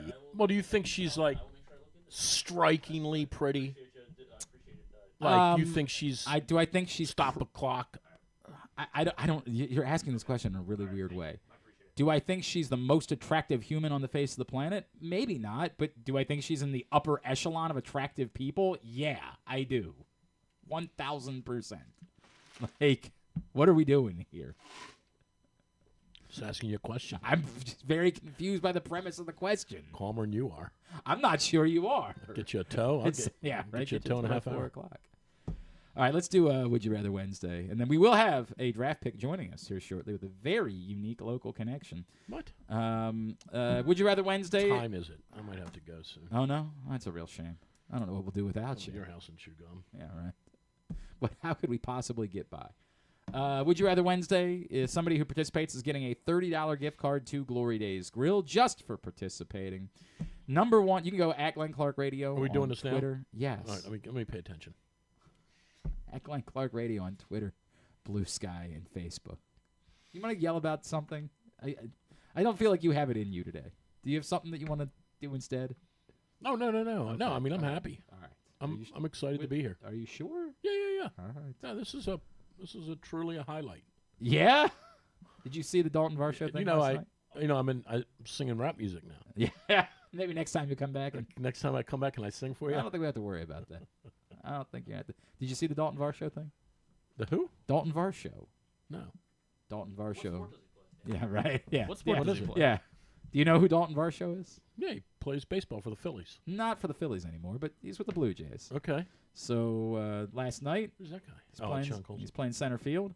Okay. Fly ball to center field, and he caught it. Dude, that's pretty good. It's amazing. I mean, like, it's stupid, but it's unbelievable. So he fell. He falls. Dylan Tate's pitching. How about that? Yeah, they lost 10-3. He falls down, and he just sticks his hand Dylan out Tate pitches for the Red Sox now? Catches the ball behind his No, back. Toronto. Oh, Toronto? Dylan Tate's with Toronto? They're Toronto Orioles. Santander, Dylan Tate. I didn't know that. That was Dave kinda Steve. wild. Yeah, sure. George Bell. Remember Dave Steve? All right, go ahead. Would you rather Wednesday? Would you rather number one? Would you rather the Orioles indeed fire Brandon Hyde? Okay. And bring back Buck Showalter. Oh. But with a franchise edict that they will not be notably raising payroll at the deadline or in the offseason. I'll pass. Keep Brandon Hyde. Okay, there we go. We've seen enough of how that works. When we don't pay Well, for I'm not baseball. promising you that they're going to spend money in the other scenario. No, but I've seen enough to know. I'm not giving you any promise that they're going to. I understand. The answer is no. Keep Brandon, win 58 games, and move on. 58 games and move on. Number two, as a Ravens right fan, now, by the way, 78.5 over and under. I bet the under for you, sure. You would 78.5. You would? Yes. 74.5. I think about it. I think I'm. So now we're getting to the number. The number's right around, and the reason why the number's right around there is because you're trying to figure out how much it would matter if you do get the pitchers back. But if it starts going bad, then they might say, you know what, Grayson, as it turns out, right now it's 78.5. Yeah, I know that's the real number. Well, I mean, I was told this guy doesn't know that. I was. Do you know who you're talking to? Somebody told me that. Okay, go ahead. Griffin thought he scooped you for a second. Like, you're not going to believe this. It's actually 78.5. Drew's like, right. I'm aware. A crew schmorister just put. And what's the total? I mean, not the total, but the odds. Yeah, what's the juice? It's even. It's -110. Oh, it's okay. 78.5. All right. At the moment, I bet the So under. you're gonna hammer the under? I'm not gonna hammer. I wouldn't hammer. You said it. hammer? Okay. Yeah, I wouldn't do that. All right, go ahead. Why? Why wouldn't you hammer it? Number two, as a Ravens fan, would Like you generally. rather the Steelers indeed go with Aaron Rodgers this year and then draft Griffin's guy, Penn State quarterback Drew Aller next year. I'm an Arch Manning guy. What do we? Or they trade for Kirk Cousins, and that's their guy for the next 3 years. As a Ravens fan, I would prefer they do the first one. Okay. Rodgers is washed. There's zero proof 16 months in advance that kid's going to be any good in the NFL. Cousins is competent. They have quality wide receivers. With Cousins, they're a fair bet to win at least 10 games and lose in the first round of the playoffs. That's what they're going to do anyway. They're not going to win 10 games with this conglomerate they have. Probably not. No. I would rather them not sign Kirk Cousins, personally. Okay. I just feel like, and I also feel like, the football gods have a funny way of rearing their head at the worst time. They could grace that guy a trip to the Super Bowl, a career achievement. Yeah, they worry me a little. He's too nice of a guy. Oh, he's too nice. I don't know if you remember. You like that. He's kind of an arrogant guy. Well, that was when he was arrogant. He's changed now. Now he's good. I always got to remember when arrogant is okay. Kirk Cousins is a good man. Yeah? He is a good man. Number 3. I'm gonna say not the Kirk Cousins one, just because in 3 years that lines them up perfectly to take Malik Washington. Oh, that's a great when point. They need another quarterback. Is Malik Washington going to be an NFL quarterback? Yes. Yeah, I think he's got a shot at being an NFL quarterback. Absolutely. Okay. Yeah, Interesting. I do. I mean, he's that thought of. He's got that kind of. Can I guarantee cachet? that? Of course not. But yes, he has the cachet and the ability to be an NFL Where will he quarterback. be in 2 years? Ohio State. Oregon probably. Oregon, right? Oregon would make a lot of sense. Here's what I would say. I think it depends on if Mike he will stay at Maryland if Mike Locksley stays at Maryland. Really? Yeah. You're nuts. Yeah, he'll stay at Maryland if Mike Locksley stays at Maryland. He If Mike staying at Locksley's Maryland when Ohio State or Alabama offers him $7 million. They already did that. I know. Like that's the part. I know. Like, It's they crazy. already did that, and it didn't change anything. Right. If Mike Locksley's gone, then he'll obviously be gone. Right. But if Mike Locksley's still at Maryland, Is he starting this year? Or no? I'm leaning more towards the idea that it's possible. Wow. Yeah. Okay. From Spalding to, tell you what, he's a hell of a basketball player too, man. He was a very good basketball player, no question about it. I don't know that he would have been good enough to play at Maryland. Yeah, but probably not. But I tell you what, he could have played at Towson or one of those, for sure. What was your answer on the first one, Griffin? I mean, I'll stick it out with Hyde, I guess, in hopes that they might spend money. Number 3, good news. Your boss has offered that you can have an entire week of paid vacation on either side of Memorial Day. Okay, either side. The bad news is that's because we felt like we needed to do something for you because you were on a certain Southwest flight. I have not seen Okay. this. Flight 418. Okay. Passengers on a Southwest airline flight. I'm a huge from, Southwest fan in general. Yeah, passengers on a Southwest Airlines flight from Philly to Chicago got more than peanuts when one unhinged woman allegedly stripped down to her birthday suit and defecated on her seat. Oh, my God. What? In the air? Southwest Airlines confirmed the bizarre drama on Flight 418, admitting law enforcement and medical gurus were called in for, quote, a situation involving a customer. Medical unquote. So, again, you get paid vacation, a week worth of paid vacation on either side of Memorial Day, but it's because you were the person that was sitting in the seat next to this person. Or Well, can I see a picture of her? they have not put out a picture of this woman. Okay, No. I mean, why if are they it's blurring her face? if it's what's her name, right? If it's hang on, they do. Yeah, if it's Meghan, if it's Meghan Markle, this is as much as you can be aware of. Well, that doesn't help me. I know. So she's pooping there in the seat? Yeah. For what reason? I don't know all the details, Drew. I'm not really sure how much that matters. Why to would you take all your clothes? I mean, I got a lot You're of asking questions. a lot of questions that I feel like aren't relevant to the would you rather scenario. It doesn't change the result. The result is still the same. And how long do I have to sit next to her poop? Well, they got to land the plane. Well, but was it on takeoff? Was it? Well, I don't think they're gonna get to their destination in this circumstance. Well, didn't somebody come by and pick it up? Like I clean Knox's poop up all the time. Right. I don't know that it's that simple. I don't know that it's as easy as that. Can I get 2 weeks off if I clean up her poop? Yeah. Would you answer the question? a week off with pay, I'll sit by the poop. I don't care. But I'm 62 years old, dude. There's a lot of stuff I'll do now that I wouldn't have done when I was 25. It's a great point, right? I'll sit next to the poop if I get a week off and I get paid. You've changed a lot of diapers. Yeah. Like, you've seen some things. I cleaned Knox's poop up today in the yard. Some things, man. All right. We do have to see her rear end. I don't. You're not allowed to know that. All right. You're not allowed to We're know. gonna roll the dice here. And I don't think that's going to make a difference I'll when s- this is what occurred. I'll sit I don't next think to you're it. suddenly going to say, "Well, that was actually kind I'll of sit next to it, and if you give me 2 airline tickets to anywhere Southwest flies, I'll clean it up. Griffin.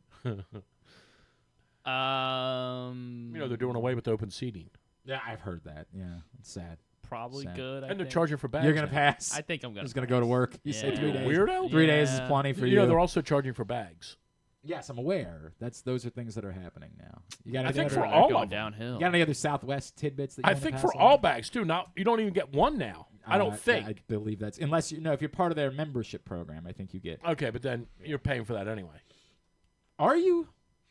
I don't think you are. So what? Plane tickets I are don't around think you have to $1,000. I don't think you have to pay to be a part of the program. You don't? I don't think so. Huh. Yeah. Okay. I think it's just a.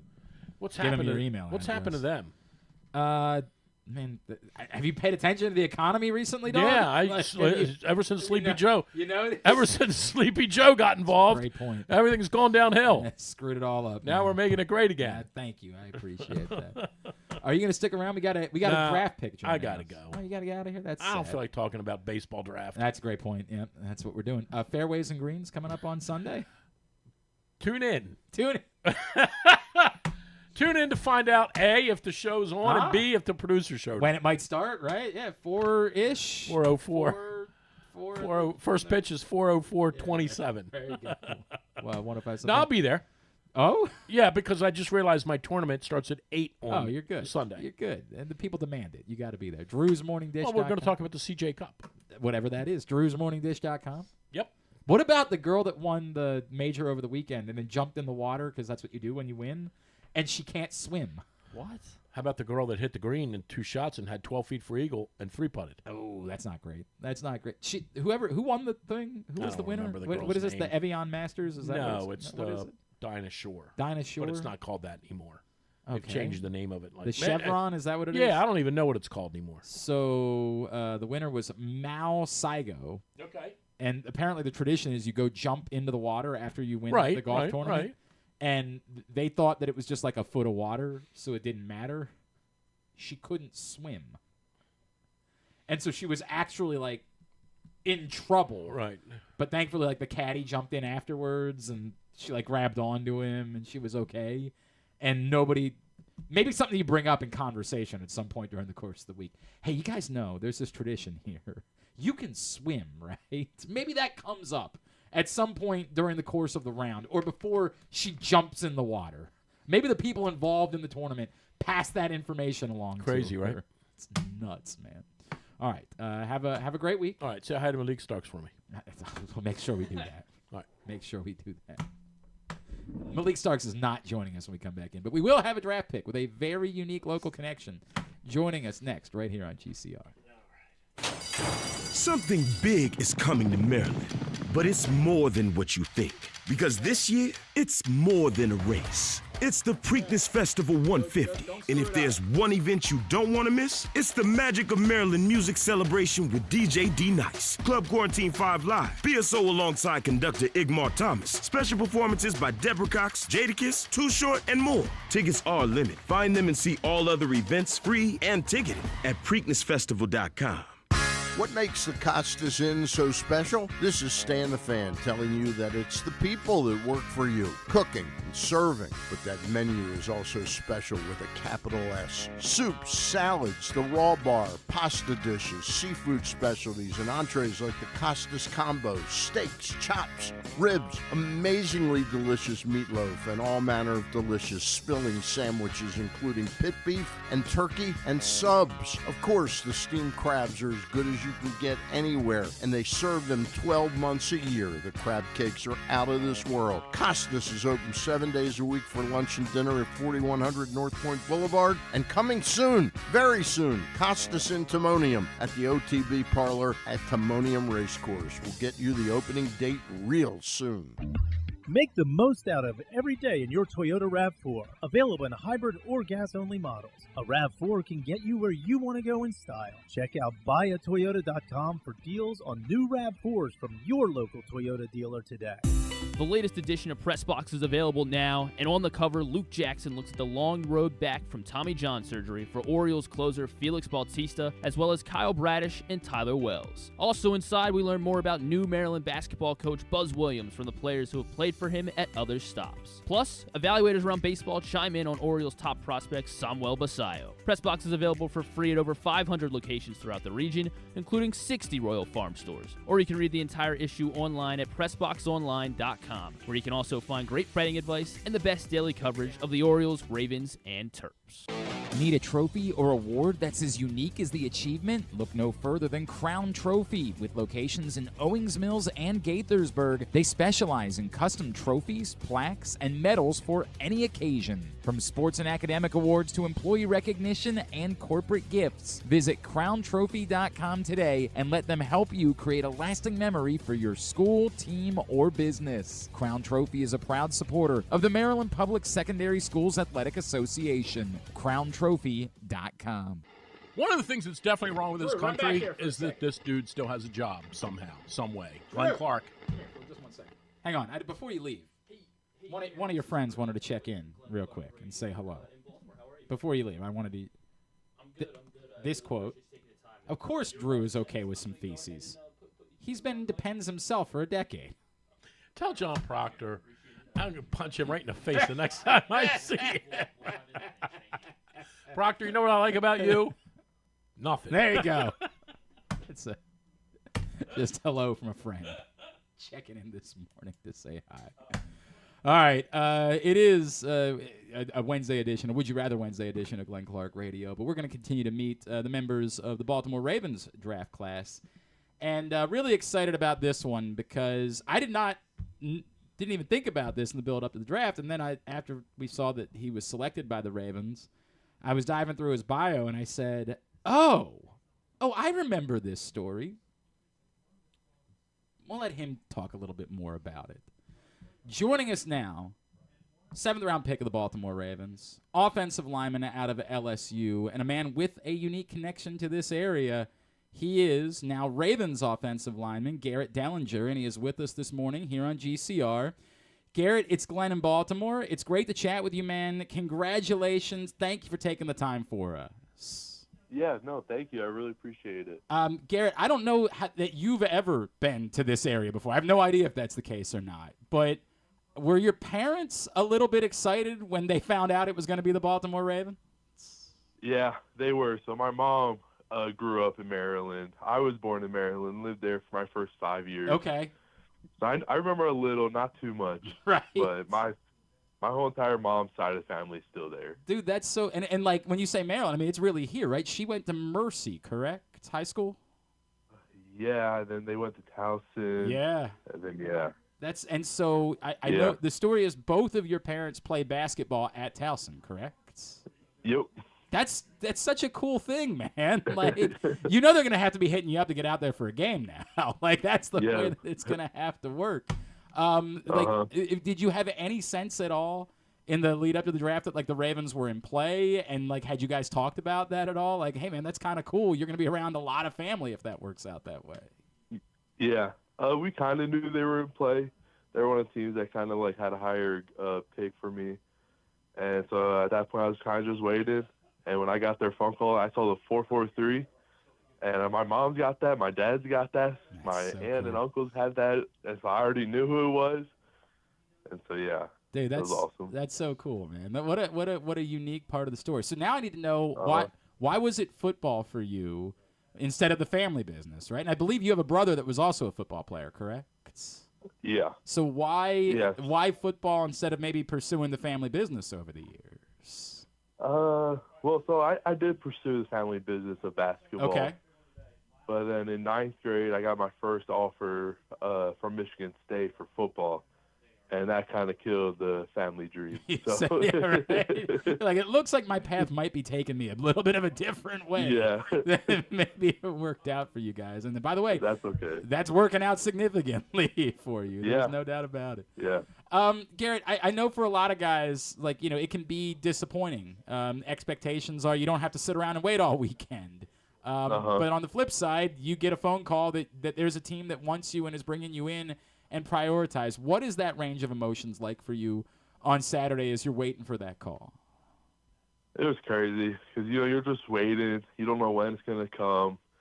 And once I got the call, like, I felt my whole entire body finally, like, relax. Could finally enjoy the moment. My family was with me. My girlfriend was with me. And it was just, it just kind of exploded. So that's really like, So. can you put into, like, when you get that call, right? Like, do you forget it? Does it no longer matter that it's in the 7th round? Do you feel in that moment like I might as well be a first-round pick? It's I'm getting this phone call. Honestly, yeah, it really didn't matter because I think like 10 seconds I was talking to another coach from a different team. I was talking to my agent when I was on the phone, and then right when I got that call, I went from like kind of being worried and anxious to like I just finally just achieved my dream of when I was a child. So it's awesome. That's awesome. Garrett Dellinger is with us here on GCR. Ravens 7th-round pick out of LSU. Obviously a little bit even cooler than that because you get to do it with one of your teammates and one of the guys that you know so well. Tell me what your relationship is like with Emory and how much have you guys talked since Saturday? Yeah, me and Emory have been playing with each other for the past 3 years. Like, we've always been cool with each other. We love each other. So it's just awesome to be able to do this process with someone I already know. So it'll make it more comfortable. It'll just make it a little bit easier. So, obviously, it's a really cool part of this.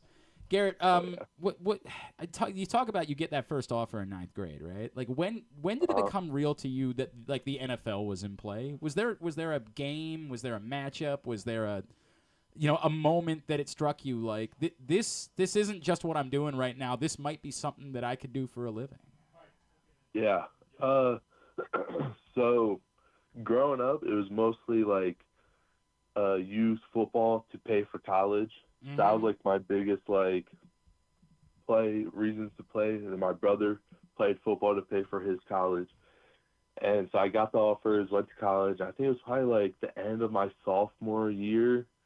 I would say when I finally was like I could actually do this because I've been playing against people that have gone to the league now, and I can kind of see that like I'm catching up to them. And so it's kind of my sophomore year. I was like, if I take this seriously, I can really do something with it. And clearly you got to that point. Now, obviously, when you are a 7th-round pick, nothing is guaranteed, right? Like that's just the way that it works. Yep. How prepared are you for?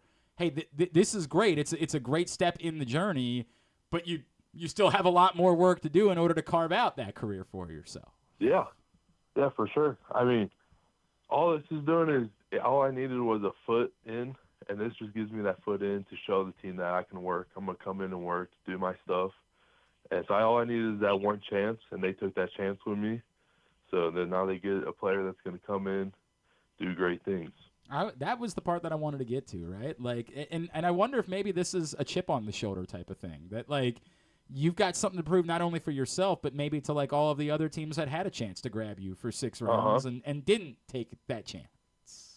For sure. My brother, that's the first thing he said. He's like, well, you know what I would do is I would just make every other team pay that they didn't take you. I was like, true. Like, I know my competition. I know what I'm worth. And I'm going to show everyone that that's what I am. I appreciate that mentality. Garrett Dellinger with us here on GCR.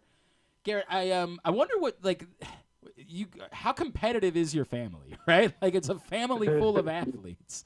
You bring up your brother, a football player, your sister, a volleyball player, correct? Yep.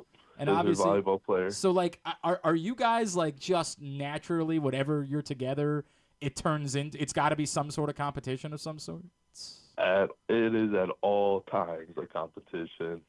I mean, I've always been one of the youngest, and now I'm still the youngest, but bigger and stronger than my siblings now. So I finally can win in some of these games.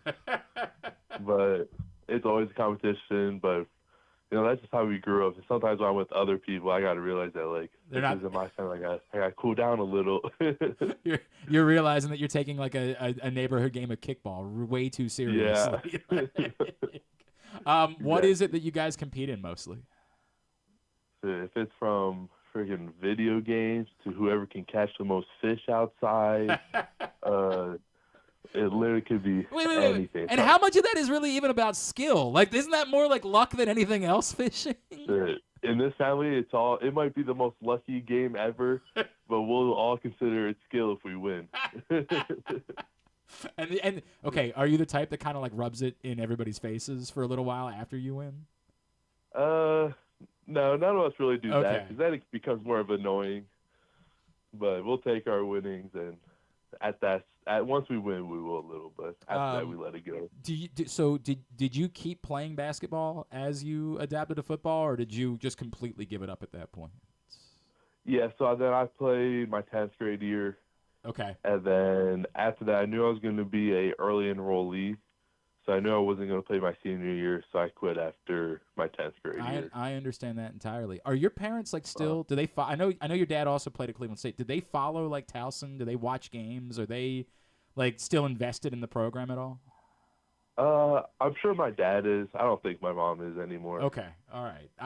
I'm looking forward to that. Like, we're gonna have a Garrett Dellinger night at a Towson game. Like, it's gonna have to work out that way here in the fall somehow. And they're really good right now too, which adds something to it. Garrett, the fact that it's the Ravens, obviously the local part is really cool, and your family connection, but just it being a franchise with a history of success, with a history of finding talent all throughout the draft and even undrafted guys, where you've been picked hasn't necessarily mattered. It's been way more of a meritocracy. Lamar Jackson, I hear, is pretty good. Like, how much, as excited as you would have been to get the call from anyone at that point, was there an additional amount of excitement just knowing the quality of franchise that you were going to? Yeah, it's always nice knowing it's a good team. It's been a good team. You got good players. I've heard good things about the players. So it just brings, when you get the call, it just even hypes it up even more when you know things like that. So I appreciate that, man, and I think that that's real. All right, so when you're not playing football or any particular competition with your family, what is Garrett Dellinger all about, right? Like, what is it when you have your time? Tell me about what your interests are, what you're doing. We just want to get to know you. Yeah. So if I got free time, I'm either going to be hanging out with my family, hanging out with my roommates. We're either watching TV, we're either playing video games, we're out fishing on the boat, watching a new movie, or I'm researching about some crazy superhero fact to prove my siblings wrong about something. But are you a comic book? Are you a comic book guy? Yeah, like I've got comic books. That's cool. Like I know all about Marvel, DC. That's cool. Are you the type, like, will you be at like 11 a.m. on the day Thunderbolts comes out? Will you be like the first in the theater to see it? Yeah, I might wait a day for it to cool down, but no, yeah. let the crowds disappear like for a minute. Yeah. So you don't have to. That's cool though. I appreciate that. I was like that for much of my life, and then I had 2 kids, and I just can't keep up with everything the same way. Yeah, like now they're the ones telling me about stuff, and I'm like, I don't know who that is. I'm sorry, I have no clue what that's all about. But it's interesting. A couple things that you say in there, and I by the way, I dig the superhero part. What's the most recent movie that you've found and watched that you would say everybody needs to either, whether it's streaming or theater? What's the one that you spent time with recently that we need to get a review from? All right, so me and my girlfriend, we kind of like to go back in time a little and watch a series. And so we just finished the Twilight Saga. Oh, God. And wait a second. You're going to give the Twilight Saga a thumbs up? Listen, the acting, maybe not the greatest, but the story I thought was good. Oh, God. And I think it came out when I was 6 years old, so I didn't really remember it. Oh, and it was just a fun watch. I don't know. I like to go back in time a little. We did the Pirates of the Caribbean. I can dig that. A month before that. Okay, I'm with that one. That one I'm Yeah. I We did Harry Potter a few months ago, so when the last Twilight movie came out, my wife is a big fan of the Twilight films, and I had never seen any of them because they did not interest me. But I guess the friend that she had normally gone with to see the Twilight movies, I think had just had a kid or something, so she needed somebody to go with, and she was like, I'll give you a one-time whatever you want to do, I can't tonight. I'm going out with the boys. She was like, I'll give you a one-time one of those if you go see the Twilight movie with me, and it was the last one, and I was in hell. Like I wanted to gouge my eyes out. 5 minutes in, like, what is this? Yeah. What am I watching? No, I totally understand that. So I don't, man, that is wild that you were in on the Twilight films. I don't know how I feel about that. Well, I think I just watched The Underworld, so I'm just going back in time right now and watching all the shows when I was younger that I don't really fully remember right now. I respect that, right? Like I respect a lot of people do that. That was before me. I don't really care about that. I dig the fact that you're going back and watching that. It's very like the millennial thing. I guess this is your post millennial, whatever that generation is. But the millennial thing is to be like, nah, if it happened before me, it doesn't matter. I dig the fact that you're like, nah, I want to go back. I want to watch. I want to watch them all. Garrett Dellinger, man, it's so great to meet you. Where are you social media-wise? Twitter, Instagram, anywhere like that? So I have an Instagram, and then I have a Twitter, but I'm not a huge social media person anyways. So I'm on Twitter and Instagram. I see it's on Instagram, Garrett_Dellinger 32. But, follow him, don't follow him. It seems like Garrett's not all that concerned about it. That's the way it goes. Garrett, it's so cool, man. Really excited for you and for your family. How many tickets do you think you're going to have for the first game because of all of your mom's family? Too many. Too many. That's at rookie minicamp, Garrett's going to be the guy walking around like, hey, I know, I just want to ask you now if I can. Pre-ordering tickets. Right. Try to make that happen. And who's the person like that was most emotional for that it was the Ravens? Is there anyone particular on that side of the family that, like, if it had been the Steelers, there was just no way that they were going to be able to root for you, that it was going to be a problem? Yeah, I think it was probably my uncle. Okay. He was probably, because he's got four or five little kids that all love the Ravens too, and he grew up loving the Ravens. So I'd say it's my uncle. That's awesome, dude. I'm so happy for you and your family. It's so cool, and I really hope that we can make a Towson night with the Dellingers. Possible. I think that would be dope. I'll be in touch with our guy Mike Gathigan over at Towson to make it happen. Garrett, congratulations on being a Baltimore Raven. Can't wait to see what's next for you. We'll be looking forward to seeing you out there. Thank you for spending some time with us this morning, man. Yeah, no, thank you. Garrett Dellinger with us here on GCR. And, really neat local story. I had vaguely remembered, after I looked in the bio and saw that his mom had played at Towson, I was like, do I remember something about it? The crazy part of the story was it wasn't just that his mom and his dad played at Towson. They were playing together as they were raising his older brother. Like, there's a story from the Washington Post years ago. Maybe if we can find that and share it out, about them both playing at Towson at the same time and raising their first kid. It was a really cool story, and I was like, wow, I do have some recollection of that. So really neat local story, the way that it's worked out. That Garrett Dellinger of the Baltimore Ravens now, who was born here, ends up becoming a Baltimore Raven. That's a really cool story, the way that it works out. So we'll see how that goes for him and his career in Baltimore. Today's show is also brought to you by County Sports Zone. Everything you need to know about local high school sports you can find at countysports.zone. So scores, schedules, we're getting into the postseason now. IAAM girls lacrosse playoffs start this week. And then following that, the MIAA, public schools, then baseball and softball, all still to come. So you want to follow all that. You go to countysports.zone. You get all the information right there for every school, every sport, all throughout the state. Countysports.zone, proudly sponsored by your local Toyota dealer and buyatoyota.com. When we come back in, I'll get to some of your responses for Would You Rather Wednesday. We'll get a tidbit. We'll get Tubular to wind things down on a Wednesday edition of Glenn Clark Radio. Driving in Maryland? Did you know an easy pass from driveeasymd.com can save you time and money? Of course you did, because you are a thrifty driver. An antenna reads your Easy Pass transponder and automatically deducts the toll from your Easy Pass account. There, you just saved money with Easy Pass, all without slowing or receiving a notice in the mail. Well done, thrifty driver, well done. Get your Easy Pass at driveeasymd.com. Baltimore's Classic 5 golf courses make golf fun and affordable. All 5 local courses, Pine Ridge, Mount Pleasant, Forest Park, Carroll Park, and Clifton Park, are challenging and fun for players of all skill levels. Book your tee time today at classic5golf.com. Discover luxury without limits at Live Casino and Hotel Maryland. This April, unlock a world of high fashion delights and exclusive style. Earn entries daily starting April 1st and join our drawing on Friday, April 25th. 19 will win up to $2,000 in cash and free play. And one grand prize winner will take home a curated Versace homeware collection. At Arundel Mills, must be 21. Please play responsibly. For help, visit mdgamblinghelp.org or call 1-800-GAMBLER. Something big is coming to Maryland, but it's more than what you think.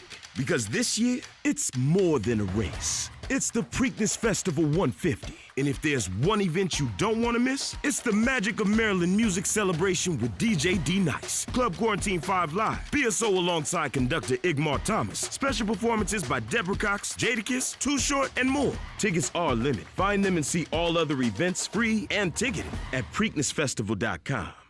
Gambling can be a fun and entertaining experience, but there are risks involved. If you're planning on betting on the game at the casino or on your phone or computer, know your limit, stay within it. Set a budget and a time to stop. Remember, gambling isn't a financial solution and it doesn't mix well with alcohol or drugs. Know the risks and have a plan before you begin gambling. For free and confidential services, call 1-800-GAMBLER 24/7 or go to helpmygamblingproblem.org. The latest edition of Press Box is available now, and on the cover, Luke Jackson looks at the long road back from Tommy John surgery for Orioles closer Felix Bautista, as well as Kyle Bradish and Tyler Wells. Also inside, we learn more about new Maryland basketball coach Buzz Williams from the players who have played for him at other stops. Plus, evaluators around baseball chime in on Orioles top prospect Samuel Basayo. Press Box is available for free at over 500 locations throughout the region, including 60 Royal Farm stores. Or you can read the entire issue online at PressBoxOnline.com, where you can also find great betting advice and the best daily coverage of the Orioles, Ravens, and Terps.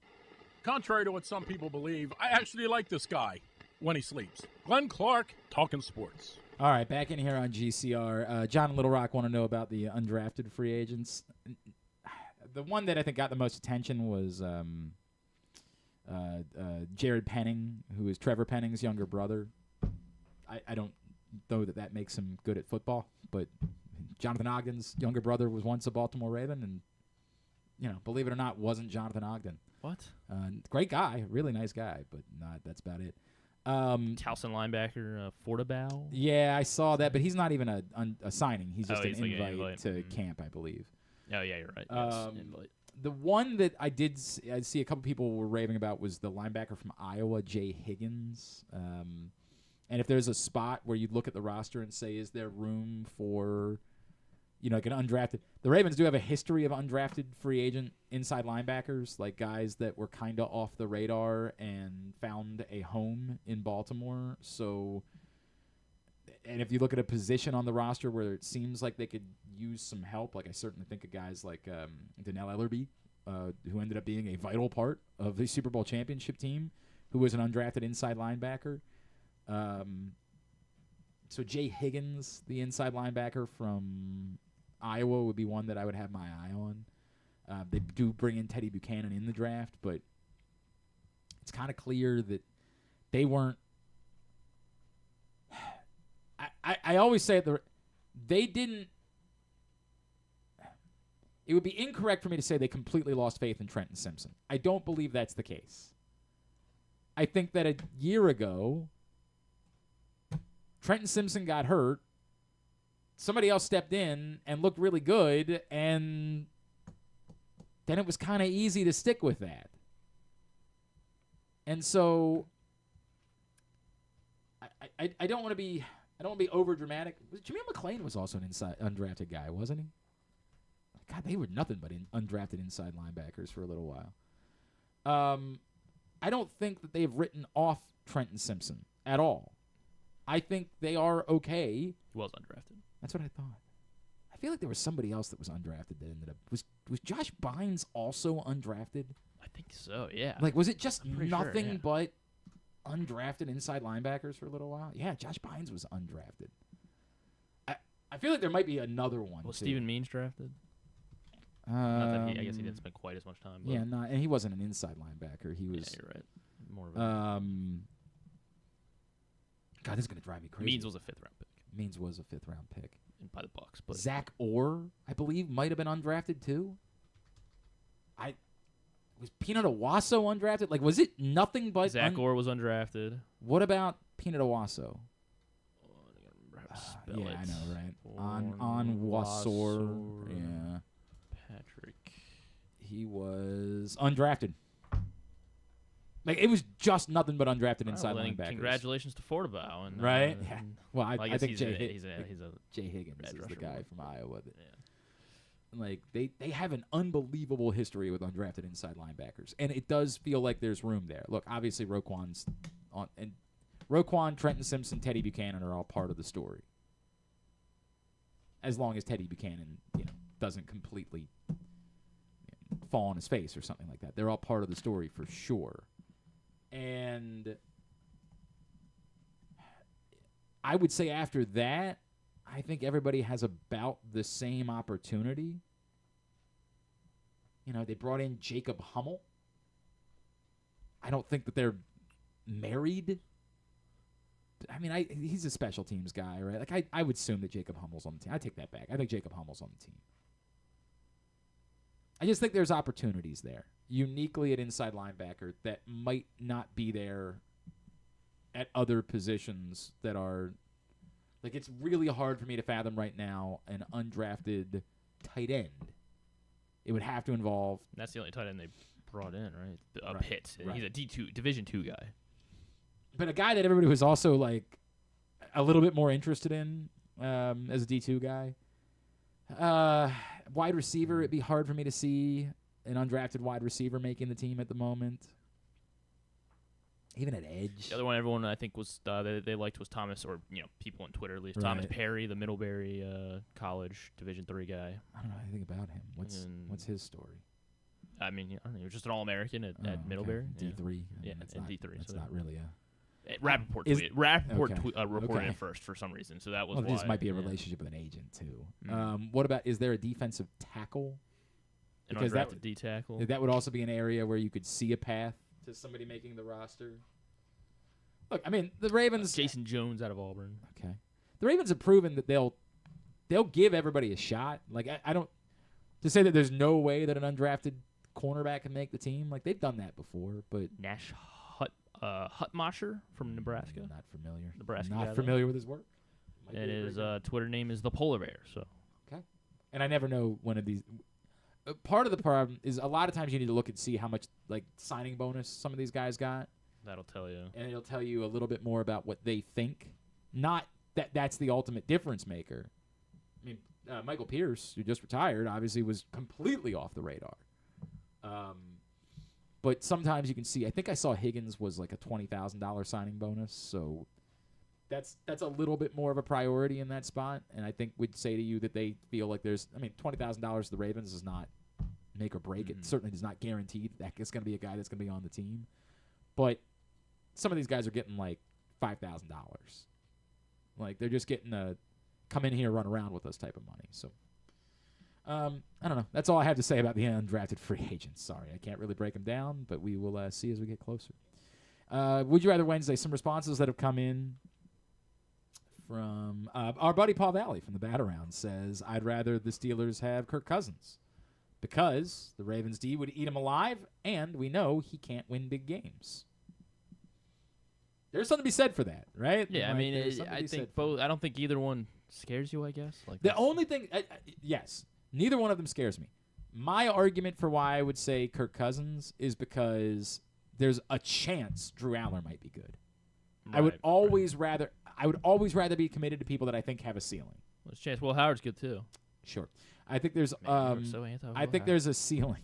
I think there's a ceiling for Kirk Cousins. And so I'll deal with that ceiling. Like, the Steelers are going to be a threat without a quarterback. If Mason Rudolph is their guy this year, they'll be a threat to win games. They'll be a threat to beat the Ravens. I don't know if you've heard, the Ravens aren't very good in Pittsburgh. Like, they're a threat. There's no doubt about that. But to actually do something, a threat to, one more impediment to winning the AFC, no. Not with Kirk Cousins as their quarterback. I don't see that whatsoever. So I probably would line up. And I don't think Drew Aller is special or a rock star or anything like that, but could he be? Sure, he could be. It's possible. So I'd rather they be committed to the guy that we know isn't good. John's mad we didn't mention the Arkansas DB that they sorry, that they John. signed. Sorry, John. Cuddy something. That's like his nickname. Okay. I missed it. I can't find it. Mike says of number one, bringing in Buck would basically be an ownership call and a move to put the front office on notice. I go with it just because 2 is essentially sticking with Hyde is essentially where we're at now. I don't know that. I mean, I don't know that there's an edict, right? Like, I don't know that that's the case whatsoever. So, I get. He's saying the 2. No. He's saying there isn't an edict. Never mind. Scratch it. Understand. My fault. You said it correctly. I screwed it up in my response. My fault. My bad there. And my guy F. Ursay says, I'd go with Buck because I get the sense there is no give and take between Hyde and Elias. He has been instrumental in the rebuild. Might be interesting to see constructive friction between an old-school manager like Buck and a new-age GM like Elias. At the minimum, the kids need a new leader. Okay. Continue to give me your responses at Glenn Clark Radio on Twitter. Someone's winning a $30 gift card to Glory Days Grill. The new print issue of Pressbox is available for free at your neighborhood Royal Farms, any of the hundreds of locations around town where you find Pressbox. You can read it all at PressBoxOnline.com. On the cover, Luke Jackson's got a great story about Felix Bautista, Kyle Bradish, Tyler Wells, the long road back from Tommy John or major elbow surgery. Go pick that up right now wherever you find Pressbox and read it all at PressBoxOnline.com. What you got for tidbit? Oh, did you see the thing I sent from Jay Cuda yesterday? Send it to me. No, I sent it to the trivia group. No, I didn't know if you were looking or not. That one I don't have. That one I don't look at. Jay Cuda sent a tweet yesterday that had my mind in a pretzel. And I said, no, he's just effing with everybody. That's not. I don't need to check this. There's just no way. Like, what am I doing? The tweet read as such. There's only 3 states separating North Carolina from Wyoming. And I read it, I'm like, come on, dude. We know that's not true. Stop it. Stop. Why are we just saying things? Wyoming from North Carolina? Turns out you could drive from North Carolina to Wyoming driving through just 3 states. All right, so Colorado, Kansas. Mm-hmm. Carolina's not touching Missouri though. So is it one of you, or you have to avoid? Okay, so I'm guessing. What do they want you to go through Texas? Is Carolina touching Texas? Or I guess it wouldn't be touching. Because I'm trying to think here. Like you would go, but no part of Texas touches Colorado, does it? Can I look at a map? No, Lord, of course not. All right, so so I know Wyoming is above Colorado, and then directly below Colorado is New Mexico. I don't think Texas touches. Yeah, I'm pretty sure Texas doesn't touch Colorado, so I'm gonna rule out Texas. I don't know what's directly left of Carolina. Kentucky or Tennessee? Tennessee. Did you just name 3 states for the love of God? Tennessee. Uh-huh. And then, does Tennessee touch Kansas in any way? If you think I'm going to tell you the answer. I'll go Tennessee, Kansas, Colorado. 1 for 3. Really? 1 for 3. Really? So does he want us to avoid Colorado, or do we, or like, well, I guess, do we have to avoid Colorado? I don't know that he cares all that much. So now I'm trying to think, like, if you go north, like Kentucky touches, does Missouri touch South Dakota? No, because Nebraska's in there. This is where you are. I want to make fun of you, but I went through all of this, man. I can't make fun of you.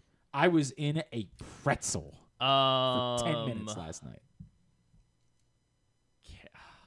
North Carolina. Because now I got to remember. All right, is Tennessee too south then? All right, so then I'll go Kentucky. Okay. No. Oh, my God. Would you please just guess 3 states? Kentucky. I don't know how you get across the Mississippi. You get across the Mississippi. You know they have bridges. All right, I'm gonna shake it up completely. Then I'll go. I went 1 for 3. You didn't tell me which one I got right. Didn't tell you which one you got right. I'll say I don't think Nebraska touches Wyoming. Does it? Does Nebraska? Nebraska doesn't touch Wyoming. I'll go South Dakota, Nebraska.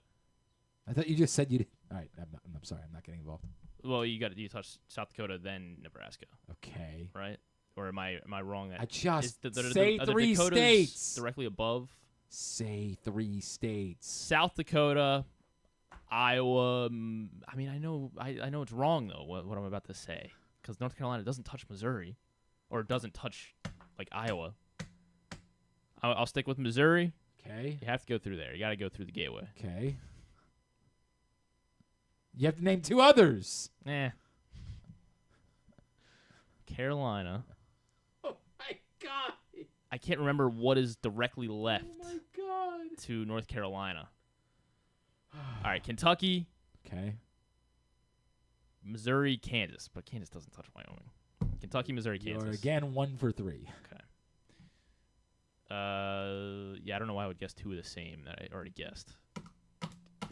Kentucky, Iowa, South Dakota. You're now 0 for 3.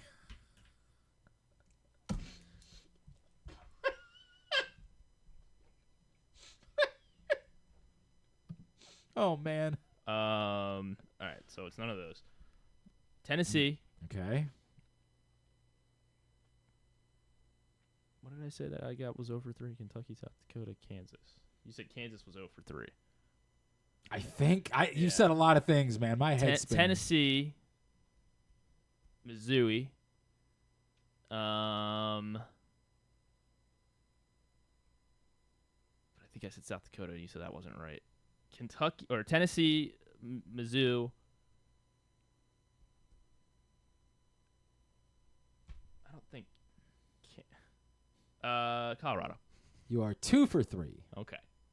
Because that doesn't, but that doesn't work because I know that Missouri doesn't touch Colorado. So, Colorado, Tennessee is right. No. I just want you to name 3 states. Tennessee, Colorado, Arkansas. You are 1 for 3. Oh man. Tennessee, Missouri, South Dakota. 2 for 3. Tennessee, Missouri, Nebraska. 3 for 3. Little piece of Missouri down here.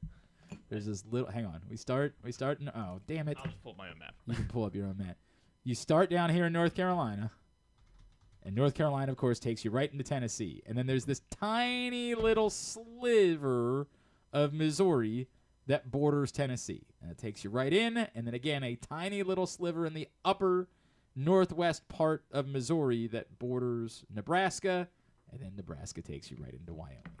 3 states. Fun exercise. I was in a pretzel because I didn't believe in it. I'm like, he's just. They're not on the same latitude. He's just trying to get people to, like. Well, he's never tweeted anything false before, I don't think. I don't know. I don't know, man. I was having a time, and I finally said, "Am I a mook for even pulling out the map to look at this? Like, am I gonna feel like an a-hole?" Now, could it work though? Like, yeah, I mean, I guess you could drive, but it would take. I think it's not the fastest. Yeah, I don't think it's the fastest, but that's not the point. The point is, you can get there in 3 states. 100% accurate. 100% accurate. He nailed it.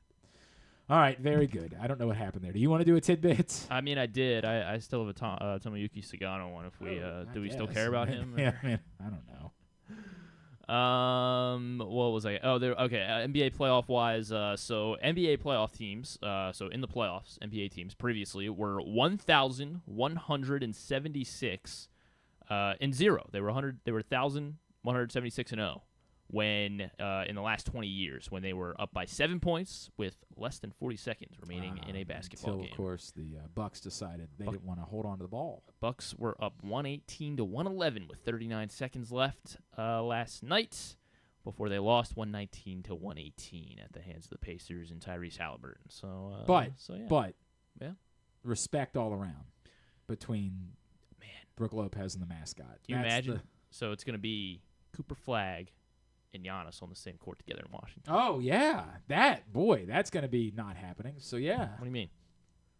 Think that could happen? Everybody's talking about Giannis as a Laker. I'm like, what? Is this just who we are as a society? Like, this is the way it works now? Well, this is like basketball.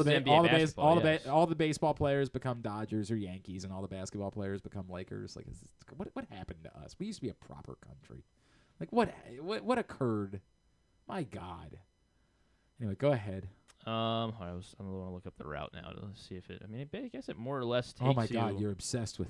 You probably wouldn't add too much time. You're obsessed. If you follow Kuda's route, you just have to. You just wouldn't go through that tip of Kentucky instead. Okay. So pretty much is the fastest way there. Tomoyuki Sugiyano became the second rookie in Orioles, rookie starter for the Orioles, to complete 33 innings and allow 6 or fewer walks through his first 6 career starts. He joins 2001 rookie, starting pitcher. 2001? Yeah. Rodrigo Lopez? No, Josh Towers. Josh Towers. Josh Towers, of course. And then I still have another one, but I mean, I guess we don't need to do it. We did a lot. I can save it again for tomorrow. All right, we'll save it for that. Hey, if you missed Stan, Ross, and Luke on Monday, you can check it out. Facebook.com/PressBoxSports, YouTube.com/PressBoxOnline, PressBoxOnline.com/video. They talk baseball with you every Monday. It's brought to you by the Costas Inn. Let's get tubular. Have you ever thought of taking a cruise to these wonderful destinations with sunny skies and beautiful beaches? Well, wait no longer. We're ready for you to cruise from the Cruise Maryland Terminal. Have a little phrase that you can go from baggage to margarita in about 15 minutes. Choose fun with an array of destinations, onboard activities, entertainment, and world-class cuisine. Contact your travel agent and book your cruise today. Let your adventure begin. All right, Game 3, rubber match for the Orioles and Yankees, and Cade Povich was good last time, so maybe Cade Povich and Carlos Carrasco, 6:35 tonight on Masson. Let's go. Come on. Stevenson Lacrosse plays their MAC Commonwealth semifinal tonight against Eastern, 7 o'clock on GoMacSports.tv. Salisbury hosts Stockton in the CLC semifinals at 5 o'clock. Capitals Canadiens Game 5 as the Capitals try to close that series out, 7 o'clock on ESPN and Monumental. ESPN also has Blues Jets Game 5 at 9:30, ESPN 2 Panthers Lightning Game 5 at 7:30. TNT and True TV Warriors try to close out the Rockets Game 5 at 7:30, and then Timberwolves Lakers as the T-Wolves try to close that series out, Game 5 at 10 o'clock. Masson 2 Nats Phillies 6:45, MLB Network Tigers Astros at 2:10, Diamondbacks Mets 7:10. Free game on MLB TV is Brewers White Sox at 7:40. Champions League semifinal leg 1, Barcelona and AC Milan at 3, again on the big network on CBS. And TBS for AEW Dynamite tonight at 8. Non-sports. It is what's today, Wednesday? There's the Season 5 premiere of Celebrity Wheel of Fortune. Oh, hell yeah, You're man. pumped up. Tiffany Haddish, Joe Manganiello, all sure. on Celebrity Wheel of Celebrity Wheel tonight. Right on that. We're going to have Kimmel. He's going to have Allison Janney and Smokey Robinson. Ah, yes, they're promoting Wheel of Fortune. Really? Yep. After Wheel of Fortune. Well, I mean, they're I guess going to have whole other season. episodes. Yeah, You're right. It's not like the last episode. And it's not actually Celebrity Wheel of Fortune. They're promoting the traditional. Oh, just regular Wheel of Fortune. They're big okay. Ryan Seacrest. Nice. Yeah. That sounds fun. Yeah. Netflix has the way I was going to word that didn't sound right. If there are any Vietnam War fans, the Vietnam War documentary on Netflix. Looks solid. Yes. Huge fan of the Vietnam War. Turning Point, the Vietnam War docuseries on Netflix. Looks pretty well done. I mean, it's just a historical documentary. I said I watched the Oklahoma City thing. It was very good. Seth Meyers will have Florence Pugh, just Florence Pugh. No other Thunderbolts castmates, just Florence Pugh on Seth Meyers. So she's by herself. Survivor on CBS. And then Fallon's got. It's just Florence Pugh for the whole show. That's the only one listed right now. Maybe they're gonna pull somebody off the street and we'll add one more. A writer. Right. Vince Vaughn and Adam Devine on Fallon. They're promoting Thunderbolts. Yes. Okay. Yep. Nice. Big Thunderbolts. Vince Vaughn has a movie. But actually, it's weird. It's not actually the movie Thunderbolts. They're promoting actual bolts of thunder. Oh. Yeah. Okay. They're like kind of science thing. Have you ever seen them? They're cool. They can do like a science experiment? No, just they're gonna talk about how cool they are. They're like, you ever look at one of those things? It's dope. All right, that's what they're promoting. That's yeah. late night television now. Yeah, right. Well, I mean, have you been paying attention to how things went since Fallon came along? Okay, I guess Vince Vaughn's not gonna mention then the this Netflix movie he has coming out next week called Nonas, I think. I mean, it might come up, but that's not what he's there to promote. Okay. Yeah. Okay. It actually looks. I mean, I didn't watch the trailer yet, but it's a very. Is Vince Vaughn Italian? I guess he is. He's playing an Italian guy in this.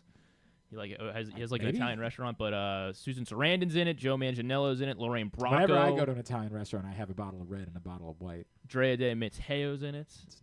Drea De Matteo from Sopranos. Yeah, and probably elsewhere. I don't know. OnlyFans. Yeah, that's right. Also, legitimately. Also, it's not me just saying yeah, something. She's yeah. definitely. Stanley Tucci's in it. I do love Stanley Tucci. Yeah, big fan. Was that Over My Head? Whatever the reference it's you made. It's a song called "Scenes from an Italian Restaurant" by Billy Joel. It's a very famous song. Billy Joel. Very, very not familiar. It was there was a girl that I dated when I was like 20, something like that. I don't know. And that was our song. Was "Scenes from an Italian." I don't know why. Oh, we went to see the Billy Joel musical, like on our first date.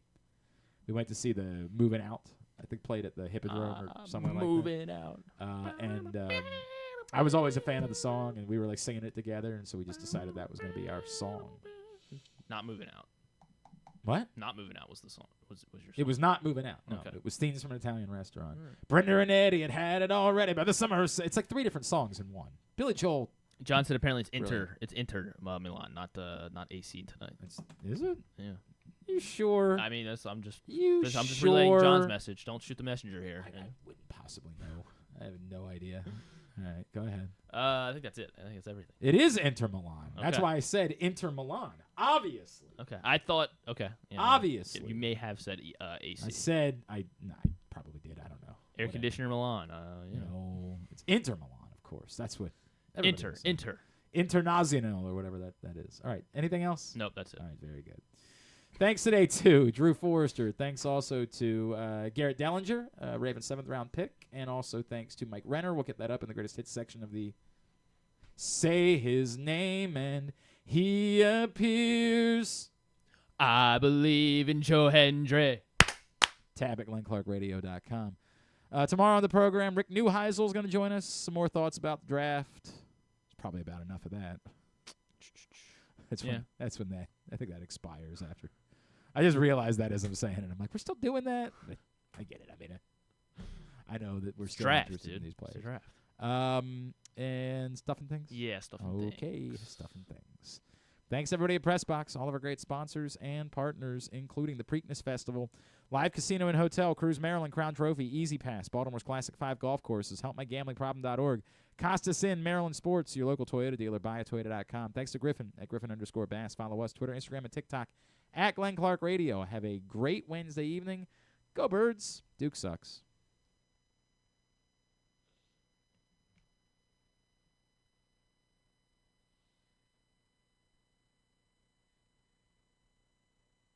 His dad did start following us on Twitter.